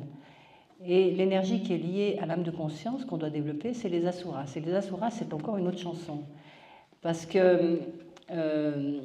bon... Déjà, Ahriman, c'est pas drôle, parce qu'Ahriman, c'est le transhumanisme, c'est toutes ces choses assez horribles, hein, qu'on voit aujourd'hui apparaître, c'est Ahriman, ça. Mais Ahriman, il veut pas spécialement nous détruire, il veut nous transformer. Il veut qu'on devienne des automates, ou il veut qu'on soit à son service, il veut nous attacher à la Terre, il veut qu'on soit vraiment identifié complètement à la Terre, donc ça, c'est Ahriman. Mais les Asuras, eux, ils veulent nous détruire. Donc là, c'est carrément autre chose, hein. On passe à une autre dimension. Les Asuras, en fait, ce sont des êtres retardés de l'ancien Saturne, donc le premier état de la Terre, le plus ancien. Eux, ils auraient dû devenir, je ne sais pas quoi, très haut, et en fait, ils n'ont pas pu. Mais en fait, ils ne pouvaient pas agir sur nous tant que l'âme de conscience n'apparaissait pas. Donc en ce moment, l'âme de conscience... elle apparaît, quand même, il y a quand même des gens qui commencent à la voir et on est appelés à tous la développer de toute façon. Et donc les Asuras apparaissent. Et les Asuras, en fait, ils fonctionnent qu'avec l'énergie nucléaire, c'est-à-dire qu'ils sont sous la Terre, ils sont très profondément dans la Terre. Et en fait, ils ne peuvent pas émerger, si vous voulez, même pour aller dans notre corps, ils ne peuvent pas émerger parce que l'atmosphère n'est pas possible pour eux.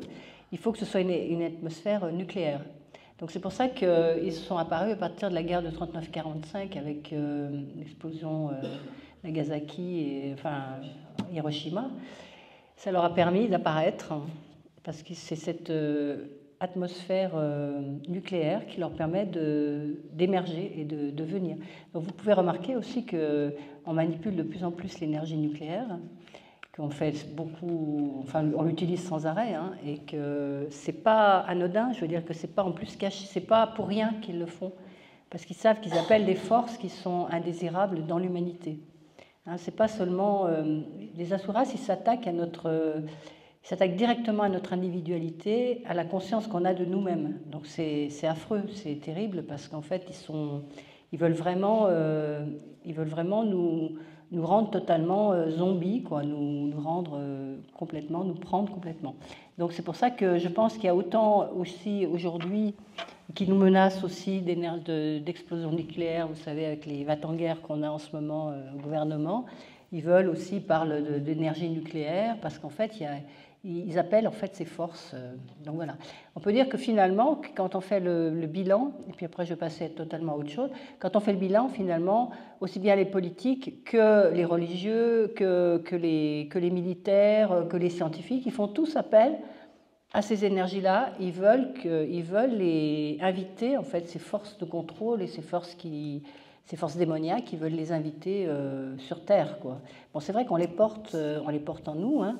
Donc Lucifer, on le porte plutôt dans l'âme de sensibilité, Ahriman plutôt dans l'âme de, comme je l'ai dit, Ahriman plutôt dans l'âme intellectuelle, et puis les Asuras dans l'âme de conscience. Voilà.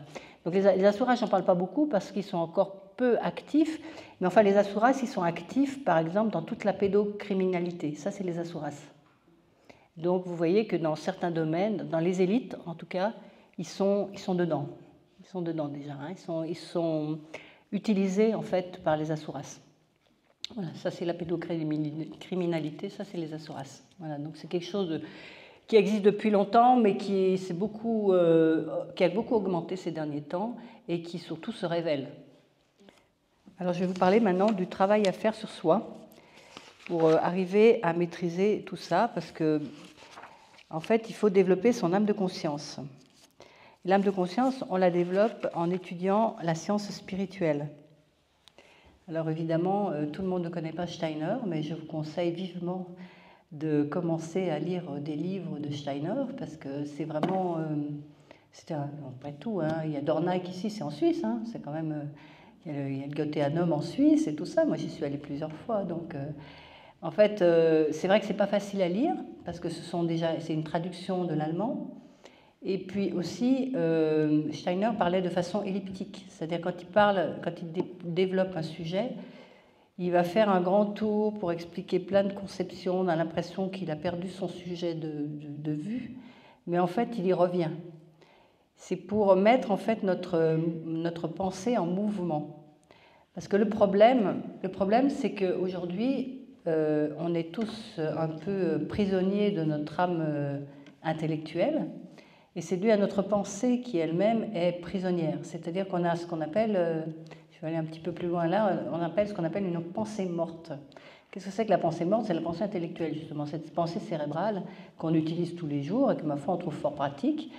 Mais c'est une pensée qui est incapable de trouver la vérité, c'est une pensée qui est finalement assez limitée. Elle est très adaptée pour les choses matérielles, il n'y a pas de problème.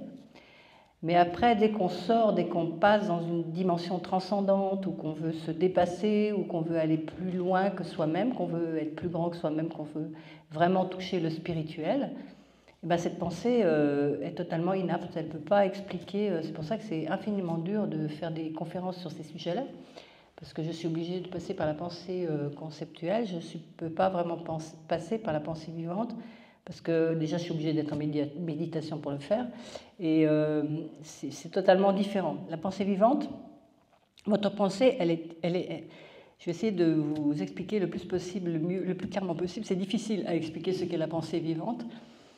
C'est une pensée qu'il va falloir tous qu'on développe, de toute façon. On ne peut pas rester dans cette pensée-là parce que l'âme de conscience est liée à la pensée vivante. Cette pensée vivante, c'est une pensée qui bouge. Alors, ça veut dire quoi, la pensée qui bouge? En fait, quand vous pensez fortement à quelque chose, vous pensez par exemple à un sujet spirituel qui vous inspire vraiment et que vous le pensez, vous le repensez, vous le pensez encore comme si vous deviez justement l'expliquer en conférence, par exemple.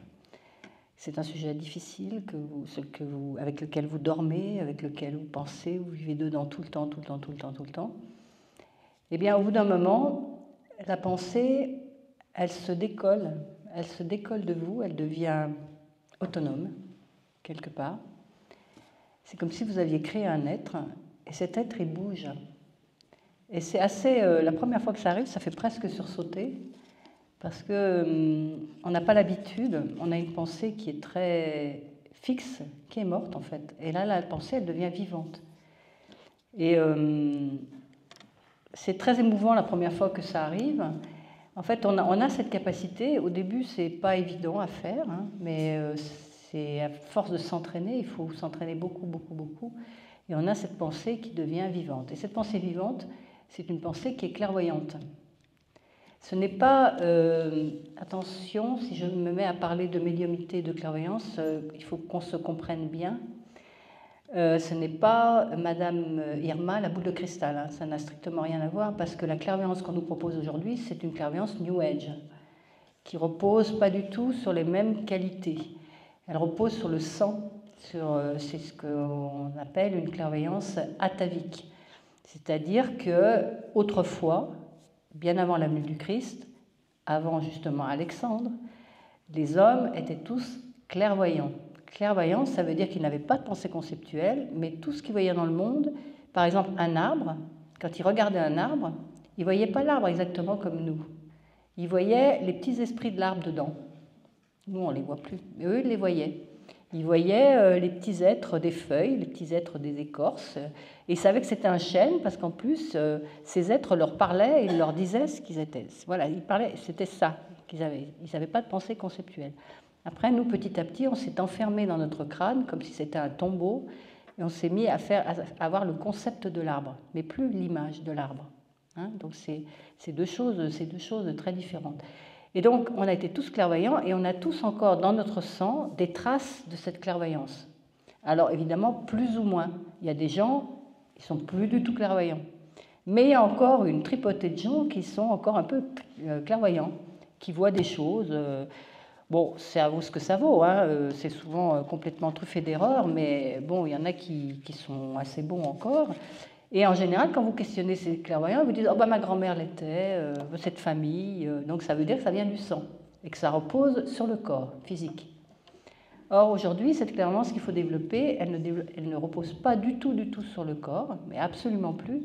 Elle repose sur l'éthérique, sur la pensée, justement, sur le fait qu'on est capable de rendre sa pensée vivante. C'est une pensée, c'est une clairvoyance qui n'a plus rien à voir avec la clairvoyance qui reposait sur le corps. Elle ne repose plus sur le corps, elle repose sur un autre constituant de notre être, que ce qu'on appelle le corps éthérique et le corps astral. Donc c'est plus du tout, enfin le corps éthérique surtout, donc ça ne repose pas du tout sur la même chose. Cette clairvoyance, c'est la pensée vivante qui la propose. Donc il ne faut pas viser à devenir clairvoyant, il faut viser la pensée vivante. Et la pensée vivante vous apporte après cette clairvoyance. Mais en fait, là pour ça, ce qui est bien, c'est qu'on est tous sur un pied d'égalité. Vous travaillez, vous avez la pensée vivante, vous ne travaillez pas, vous n'avez rien. Alors que la clairvoyance de l'autre, là on n'est pas sur un pied d'égalité parce qu'il y en a, ils ont héréditairement, ils ont hérité de ça, mais d'ailleurs ça il faut y renoncer, hein, il ne faut plus du tout utiliser ça, c'est complètement luciférien, donc il ne faut plus utiliser cette clairvoyance-là. Mais bon, il y a des gens qui en vivent, alors on ne va pas critiquer, hein, c'est comme ça, mais en tout cas, cette clairvoyance il ne faut plus l'utiliser. Et cette clairvoyance de tête, ce qu'on appelle de tête, par rapport à l'autre qu'on appelle de ventre c'est l'ancienne, celle qui repose sur le sang. La clairvoyance de tête, elle repose sur le travail qu'on a fait. Mais cette clairvoyance-là, on est tous sur un pied d'égalité. On travaille, on l'a, on ne travaille pas, on ne l'a pas. Donc au moins, comme ça, il n'y a pas de jaloux. Vous travaillez, vous l'avez. Voilà. Donc cette clairvoyance, effectivement, c'est quelque chose d'assez difficile à travailler. Donc je vais quand même un petit peu en parler dans mes ateliers. Je sais très bien que ce n'est pas quelque chose qu'on peut acquérir comme ça d'un claquement de doigts, hein, et je sais que c'est compliqué à acquérir, mais je peux vous assurer qu'on peut l'avoir. Et donc, en fait... On a plusieurs constituants, on a le corps physique, hein. On a 4 constituants en fait. Aujourd'hui, on a 4 constituants. On en aura plus tard, mais là pour l'instant, on a 4 constituants. On a un corps physique, donc ça, vous ne contestez pas, vous le voyez. Ce qui donne la vie à votre corps physique, c'est ce qu'on appelle le corps éthérique. C'est le corps de vie, c'est le corps de la mémoire. Et après, vous avez ce qu'on appelle le corps astral, donc qui est le psychisme. Hein. Globalement, bon, c'est un peu plus compliqué que ça, mais je ne veux pas trop rentrer dans les détails. C'est le psychisme, c'est ce qu'on appelle, les chrétiens appellent l'âme. Hein, c'est tout votre monde intérieur, c'est le corps astral. Et vous avez un moi, un je, qui fait que vous dites je. Voilà. Donc après, quand vous commencez à travailler sur vous, il faut apprendre à lâcher le corps physique pour rentrer en vous-même. Et c'est ça qui est très difficile dans la méditation. C'est-à-dire qu'il faut arriver... Quand vous méditez, en fait, il faut presque arriver au bord de l'endormissement sans vous endormir. Restez conscient, presque en dormant. Et c'est ça qui est très, très, très difficile. Mais c'est une question d'entraînement. C'est une question d'entraînement. Parce qu'après, quand vous arrivez vraiment à rentrer en vous-même en étant au bord... Enfin, vous avez vraiment perdu la conscience du monde extérieur. Il faut vraiment lâcher la conscience du monde extérieur pour rentrer en soi-même. Donc ça, cet exercice, on va le faire effectivement dans les ateliers, puisqu'en fait, on va le tester. On va le tester, puis je vous aiderai, je vous donnerai des tuyaux pour essayer d'y arriver, parce que c'est pas simple, hein, c'est vraiment... Parce qu'aujourd'hui, les gens, ils méditent, mais ils ne savent pas comment méditer. Il n'est pas question, quand on médite en étant occidental, de méditer sur rien. C'est pas possible. On ne peut pas méditer sur rien. On a un mental, en plus c'est un mental qui est fou, quoi. Donc on ne peut pas méditer sur rien. Ce qu'il faut, c'est le canaliser. Et le canaliser sur des pensées bien précises. Et puis en plus, le faire de façon rythmée, enfin voilà, c'est tout un circuit, c'est toute une installation pour arriver à méditer correctement de façon occidentale, parce que c'est pas la méditation bouddhique ou la méditation je sais pas quoi, où on vous demande de penser à rien du tout. Ça c'est complètement hallucinant, quoi. C'est pas possible. Vous avez un mental, il faut le canaliser simplement, il faut le tenir. Donc c'est en ça que la méditation vous apprend à maîtriser votre mental, en fait, parce que ce mental est complètement excité, pourra passer au cap au-dessus, quoi. Mais je vous assure que c'est possible, puisque j'y suis arrivée, il n'y a pas de raison que vous n'y arrivez pas, quoi. Bon, c'est vrai que j'ai quand même travaillé, mais bon, il n'y a pas de raison, quoi. Je veux dire, il y a des gens qui y arrivent, après c'est une question d'être motivé, c'est la motivation qui permet ça. Mais c'est surtout ce qui est super, c'est que de faire ça, ça vous apporte énormément de paix, et comment dire, vous avez un regard sur le monde extérieur qui devient complètement différent.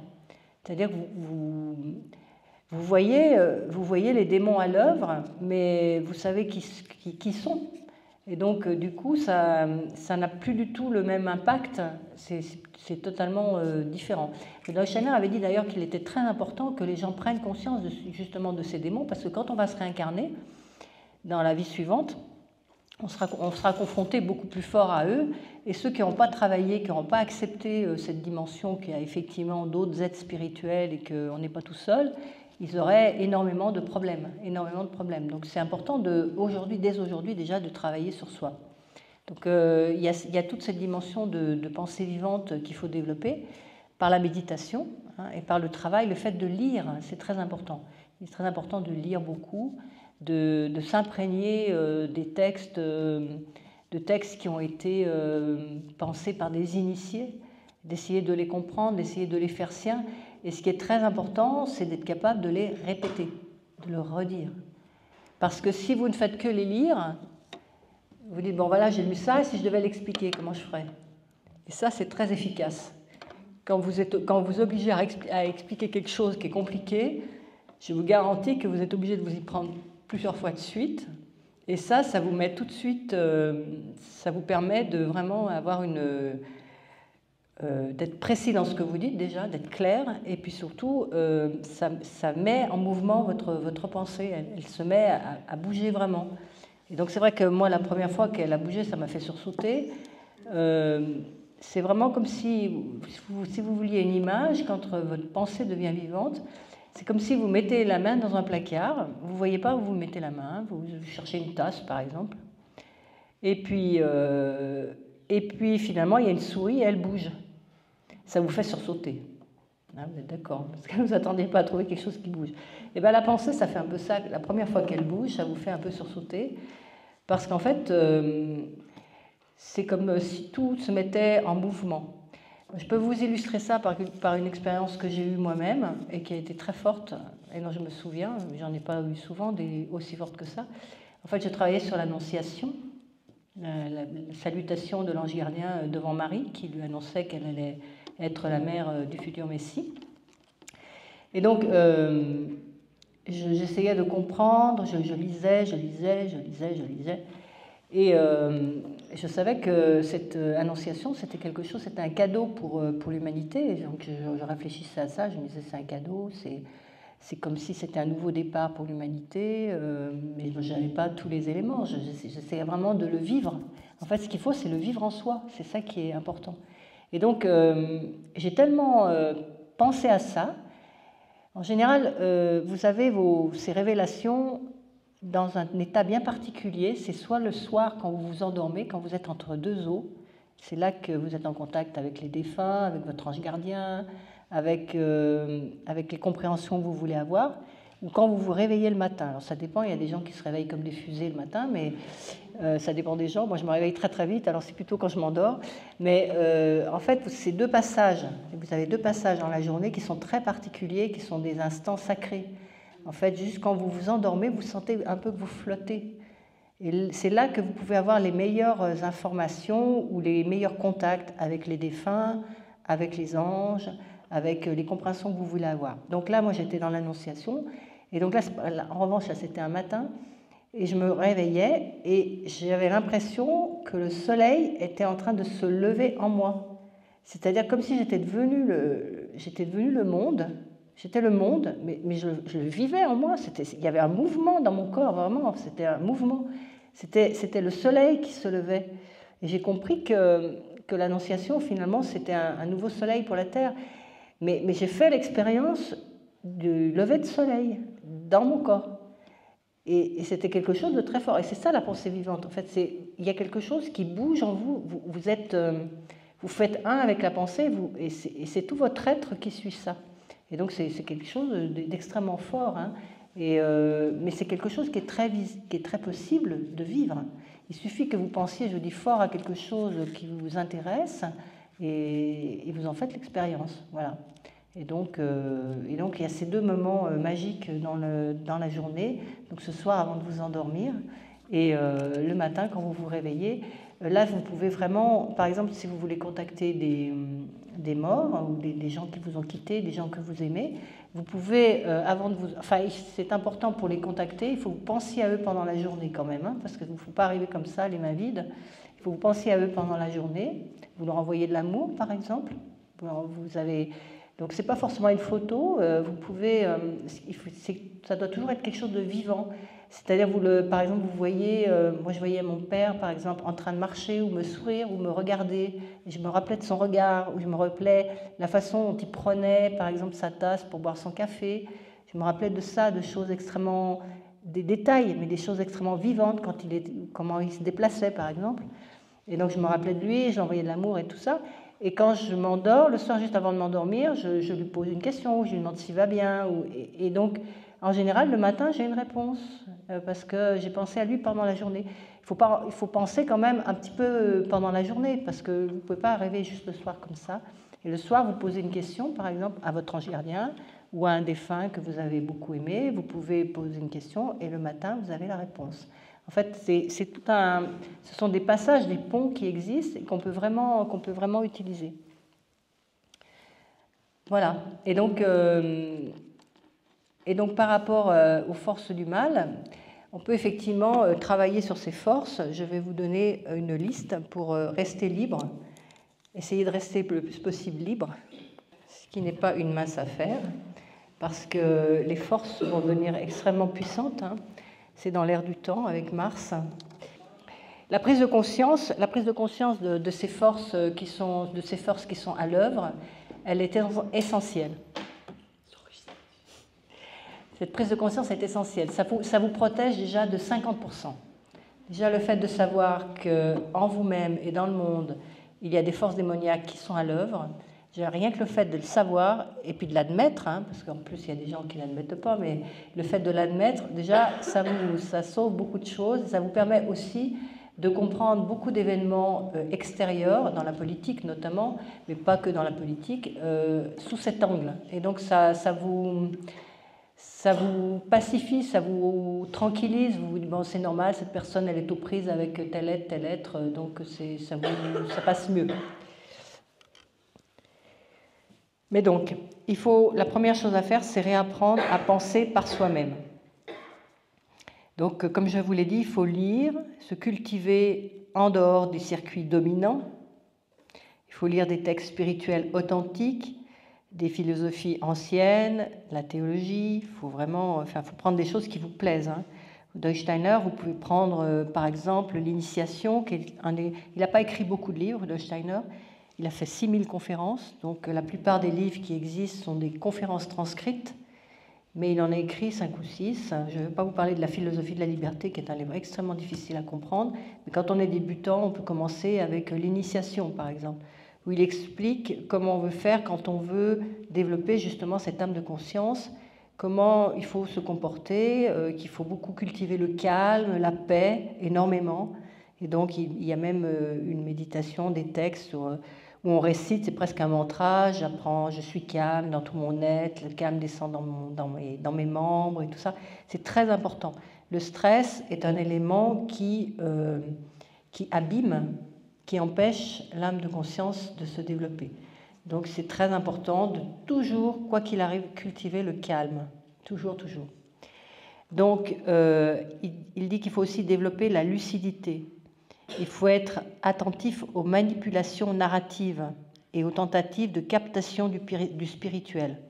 Parce qu'il y a beaucoup si vous voulez, par exemple les pèlerins pendant le jubilé, ils mettent leur énergie un peu partout et cette énergie, en fait, elle va être captée par l'Église pour justement leur permettre d'arriver à leur fin.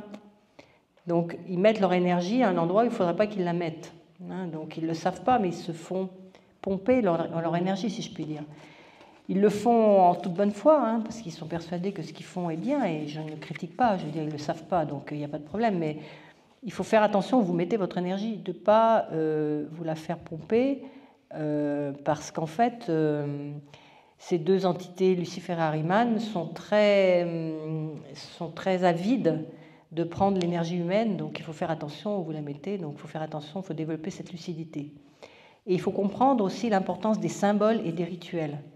Donc pour ça, il faut avoir un minimum de connaissances pour pouvoir interpréter les symboles et les rituels. parce que sinon vous tombez dans une manipulation subtile.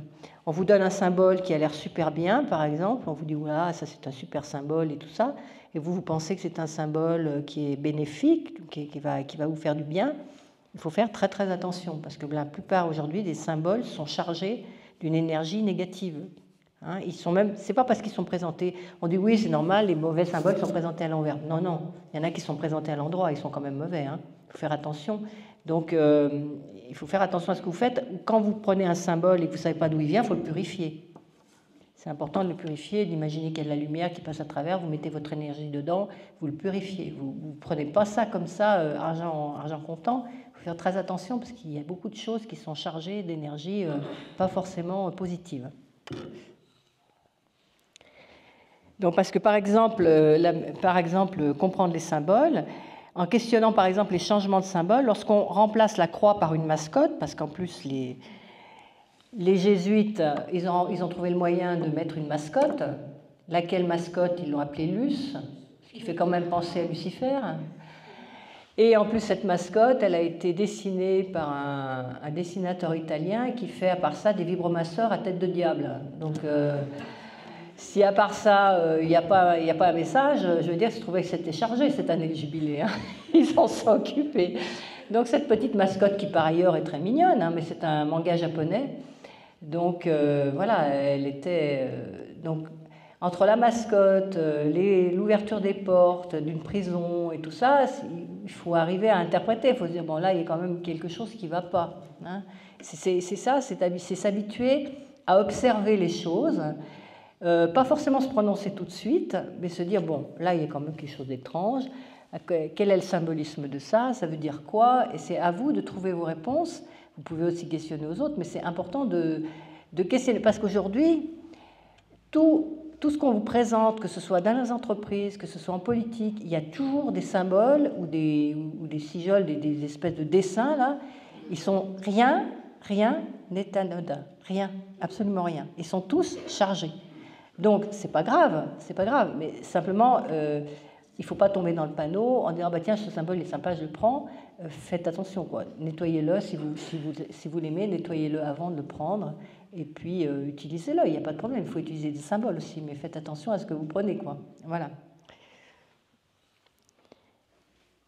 Et puis, il faut encourager cette pensée vivante et indépendante, en cultivant une spiritualité active et vivante plutôt qu'un retour à des dogmes figés. Hein. Donc c'est toujours pareil, les dogmes de l'Église, tous ces dogmes, il faut les laisser tomber. Il faut les penser, ces dogmes. Vous voyez, Steiner, par exemple, a tout repensé, même la virginité de Marie, qui quand même a fait un enfant, il a expliqué à quoi ça correspondait vraiment. Et aujourd'hui, on peut le comprendre, on comprend ce que ça veut dire. C'est normal qu'à l'époque, à la 4e époque de culture, les gens ne comprenaient pas ce que ça voulait dire. Donc on leur disait un truc, une espèce d'histoire rocambolesque. Mais aujourd'hui, on peut vraiment comprendre ce que signifie, parce que c'est symbolique en fait, on peut vraiment comprendre ce que ça veut dire en étant d'accord avec ce qu'a dit l'Église, mais sauf qu'on le comprend autrement, quoi. Donc c'est ça qui est important de remettre en question. Alors, il faut aussi, alors ça c'est beaucoup plus difficile, il faut réduire le temps passé devant les écrans et sur les réseaux sociaux. Il faut éviter la dépendance aux outils de l'intelligence artificielle et de contrôle numérique. Il faut beaucoup se connecter, bon là vous pouvez, vous c'est bien, parce que moi je suis à Paris, c'est pas pareil. Il faut beaucoup se connecter à la nature, la méditation et la vraie prière.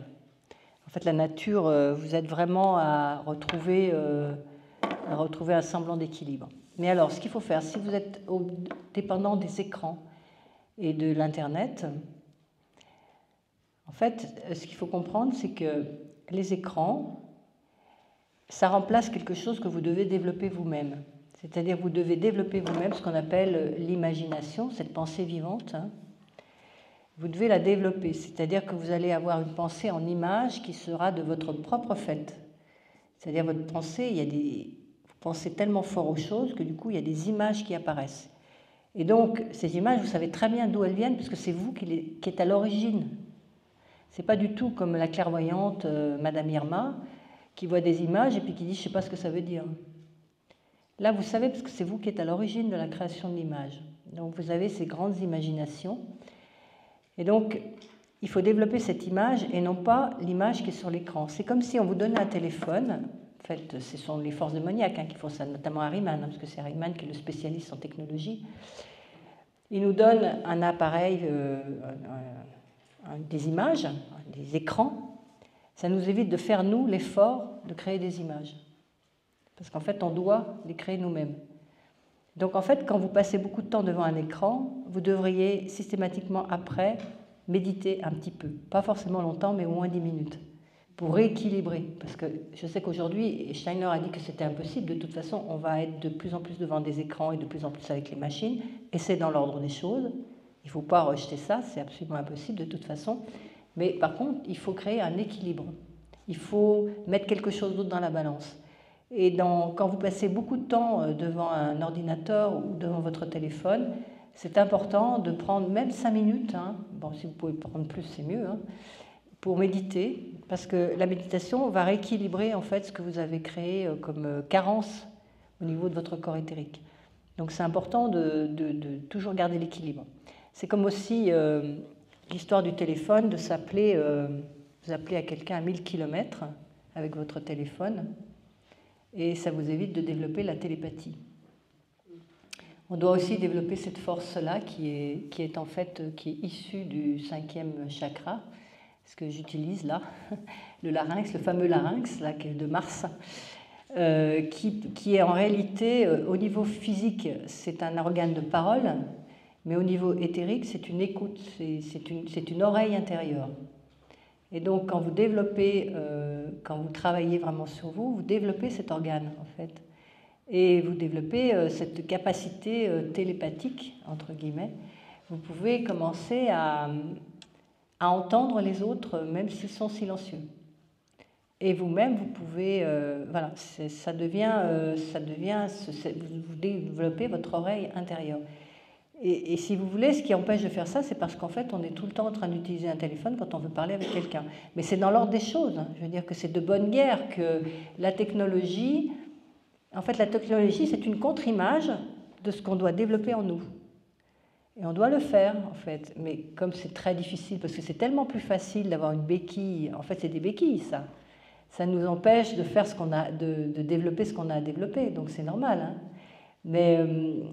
Donc c'est important chaque fois de se dire, bon, ok, aujourd'hui j'ai vraiment passé beaucoup de temps sur mon ordinateur, eh bien je m'astreins à un quart d'heure de méditation ou de lire un texte vraiment, et puis de vraiment m'intérioriser, d'être en moi pour développer ces nouvelles facultés qui doivent se développer en moi. Parce qu'en fait, vous savez, on a 3 niveaux de conscience qui doivent se développer au-dessus, parce qu'à partir de l'âme de conscience, on va développer la pensée vivante dans un premier temps, mais après, Steiner appelle l'imagination, l'inspiration et l'intuition. Ce sont 3 niveaux qui sont des niveaux de clairvoyance. Donc, l'imagination, déjà, c'est déjà pas mal. Vous voyez le monde avec des grandes images. Vous êtes clairvoyant, en fait. Vous voyez vos pensées. C'est-à-dire vos pensées, vous êtes visionnaire de vos pensées, vous les voyez vraiment. Et après, vous avez aussi l'inspiration et l'intuition qui sont des niveaux extrêmement élevés et qui seront les niveaux de conscience qu'on aura sur les états futurs de la Terre. Mais on peut déjà commencer à le développer là. Voilà. Et donc, plus la technologie va se développer, c'est plutôt bon signe en fait, parce que plus la technologie va se développer, plus ça va nous renvoyer à des choses que l'on peut développer nous-mêmes directement. Donc c'est plutôt sympathique parce que là, il va y avoir beaucoup de progrès qui va se faire. Et donc là où vous êtes libre, là où on est libre, il peut y avoir un contrôle, il va y avoir un contrôle effectivement physiquement extérieur extrêmement puissant, mais quand on travaille sur soi et qu'on est vraiment intériorisé, qu'on est vraiment assez avancé, on se sent libre, même si on est en prison. C'est vraiment un truc, c'est pas une image, c'est une réalité. Je veux dire que c'est pas votre être physique est pris, mais vous intérieurement, vous êtes totalement libre et vous le sentez, et vous vous sentez très bien avec ça, donc il n'y a pas de problème. Donc c'est tout un cheminement spirituel en fait. Après, il faut travailler sur soi. Si vous voulez, la seule issue dans la situation où on va se présenter dans le futur, ça sera l'évolution spirituelle. Il n'y aura pas d'autre solution. Vous évoluez spirituellement, il n'y aura pas de problème. Vous ne voulez pas évoluer spirituellement, vous aurez tous les problèmes du monde. Parce que de toute façon, c'est le devenir de l'être humain. Nous ne sommes pas destinés à rester tout le temps sur Terre, enfin tel que nous sommes aujourd'hui. En fait, notre destination finale n'est pas le corps physique. Un jour, on n'en aura plus. On va devenir éthéré, enfin voilà. On aura un corps, mais qui ne sera pas minéral. On va toujours garder le corps physique, mais pas minéral comme il est aujourd'hui. Donc ça veut dire que ce n'est pas le devenir de l'humanité. Ahriman veut nous faire croire que c'est le devenir, que c'est notre finalité. Mais ce n'est pas notre finalité. En fait, on n'est pas destiné... C'est un passage, si vous voulez. C'est un passage, parce que déjà dans la civilisation suivante, on sera déjà beaucoup plus connecté à notre ange, on verra déjà beaucoup plus l'ange, on va se souvenir de nos réincarnations. Pour l'instant, on ne se souvient pas. On se souvient pas. Pourquoi est-ce qu'on ne se souvient pas, par exemple, de nos réincarnations? Parce qu'en fait, on n'était pas assez conscient de soi. Parce qu'il n'y a pas très longtemps que nous avons la conscience de soi. Nous sommes conscients de nous depuis la Renaissance. Donc, on met beaucoup de temps à se réincarner. Vous savez, on ne se réincarne pas tous les 30 ans. Hein. On se réincarne, une fois, on reste 500, 1000 ans de l'autre côté. Donc, ça veut dire que du temps on était peut-être là du temps de la Renaissance. On s'est peut-être réincarné une fois depuis. Donc, ça veut dire que notre conscience de soi, elle est encore très, très faible. On n'a pas une conscience de soi qui est très développée. Donc, à partir de cette vie-là, Steiner explique qu'à partir de maintenant, notre conscience de soi commence à être suffisamment développée pour que dans la vie suivante, on se souvienne de nos vies passées. Donc, normalement, là, quand on va passer dans les étoiles, donc peut-être avant 2050, mais peut-être après 2050, quand on passera dans les étoiles et qu'on reviendra, donc peut-être dans assez longtemps, hein, parce qu'on reste quand même relativement longtemps de l'autre côté, eh bien on se souviendra de cette vie. Quand on écoute ces émissions terrifiantes qui nous disent que ça y est, c'est la fin du monde et tout, non, oui, il y en a pour un moment. Des apocalypses, il y en a beaucoup. En fait, c'est une façon de parler, l'apocalypse. Parce que l'apocalypse finale, on en a encore pour un moment avant d'avoir un apocalypse final. Hein, on a le temps de se voir. Parce que là, on est dans la 5e civilisation. En fait, il y a eu, je vais récapituler rapidement, il y a eu l'Atlantide. L'Atlantide a bel et bien existé. Hein. Il y a eu l'effondrement de l'Atlantide avec le déluge. Le déluge, vous savez, le déluge de Noé, c'est l'Atlantide qui a disparu, qui s'est engouffrée. Bon, il y a quand même des êtres qui ont pu se sauver et qui sont passés après en Inde, enfin qui sont passés dans plusieurs endroits du monde, qui n'étaient pas sous l'eau. Et la première civilisation, ça a été la civilisation proto-hindoue, pas celle qu'on connaît aujourd'hui, mais c'était proto-hindoue, qui était vraiment la toute première civilisation après l'Atlantide. Après, il y en a eu une deuxième, qui était la civilisation perse, d'où vient le nom de Ahriman. Hein. Après, il y a eu la civilisation égypto-chaldéenne. Après, il y a eu la gréco-latine. Nous, on était la 5e. Il y en a encore 2 autres qui vont suivre. Donc, ce qu'on appelle l'église de Philadelphie, ou l'ère du Verseau. Donc, on n'y est pas du tout. Hein. Il faut encore bien 1500, ça va être en 3005, hein, je crois, à peu près. Il me semble que ce n'est pas tout de suite. Hein. L'ère du Verseau, ce n'est pas maintenant. Hein. Ça, c'est New Age qui nous dit que c'est maintenant. Mais l'ère du Verseau, c'est dans très longtemps. On est vraiment dans l'ère du Poisson encore. Hein. Donc, l'ère du Verseau, donc l'église de Philadelphie. Et puis après, il y a encore l'ère du Capricorne, qui sera la plus difficile, puisque c'est là qu'il y aura la guerre de tous contre tous. Et qu'il y aura la fin de notre époque, de notre 5e époque. Ce sera la fin de notre 5e époque. Mais après, il y aura à nouveau une 6e grande époque et une 7e grande époque. Et après, donc, il y aura le futur Jupiter, qui est l'incarnation suivante de la Terre. Après, il y a encore le futur Vénus et après Vulcain. Vous voyez qu'on a de la marge, c'est extrêmement loin. En fait, Rudolf Steiner a expliqué qu'à partir des années 30, parce que le Christ a dit qu'il allait revenir au moment de, vous savez, quand il y a eu la Pentecôte, qu'il est parti, et il a dit qu'il reviendrait sur les nuées. Les nuées, ça fait penser à les nuages, ça fait penser à ça, qu'il allait revenir. Et donc, il y a tout un tas de gens qui interprètent ça matériellement aujourd'hui et qui attendent le retour du Christ. Sauf que celui qui va se présenter en chair et en os, ce ne sera pas le Christ, ce sera l'Antéchrist. Hein. Parce qu'en fait, le Christ ne reviendra jamais dans un corps physique. C'est impossible, parce que ça voudrait dire que sa mort sur la croix et sa résurrection a servi à rien. Donc il ne reviendra pas dans un corps physique sur Terre. Absolument pas. Donc tous les Christ qui vont se prétendre être des Christ qui vont revenir, vous pouvez être certaine que c'est l'Antéchrist. Jamais physiquement. Le Christ, il va revenir dans un premier temps sur le plan éthérique. C'est-à-dire sur le plan, nous on a de l'éthérique, je veux dire on a corps physique, corps éthérique, corps astral et moi. Et donc forcément si on a un corps éthérique, il y a un monde éthérique. On a un corps physique, il y a un monde physique. On a un corps éthérique, il y a un monde éthérique. On a un corps astral, il y a un monde astral. Chaque corps, il a son pays, son domaine, quoi. Et donc dans l'éthérique, le Christ va revenir dans l'éthérique. Ça veut dire que la rencontre avec le Christ, elle se fera intérieurement. Chaque être humain pourra rencontrer le Christ dans l'éthérique, en lui-même, quand on médite dans l'éthérique. Parce qu'en fait, quand on médite, on doit lâcher son corps physique pour passer dans l'éthérique. Et donc, dans l'éthérique, on peut rencontrer le Christ. Donc évidemment, après, c'est une question de karma, c'est une question de beaucoup de choses. Même si on veut le rencontrer, on ne va pas forcément le rencontrer. Mais en tout cas, le Christ est dans l'éthérique depuis les années 30.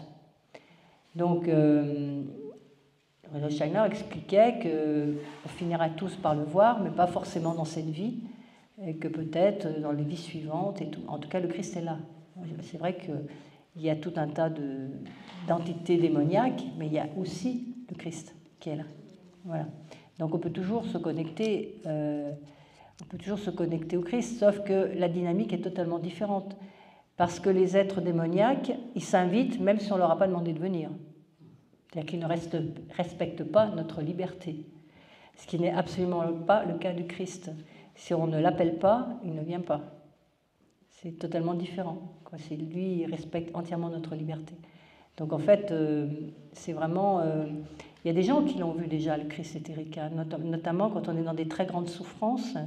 Dans les camps de concentration, par exemple, il y a des gens qui ont, en groupe même, qui ont rencontré le Christ éthérique. Mais souvent, c'est parce qu'on est dans... Aujourd'hui, c'est difficile, donc il faut vraiment être presque au bout du rouleau, quelque part, pour arriver à le rencontrer. C'est-à-dire qu'il faut vraiment qu'on lâche toutes nos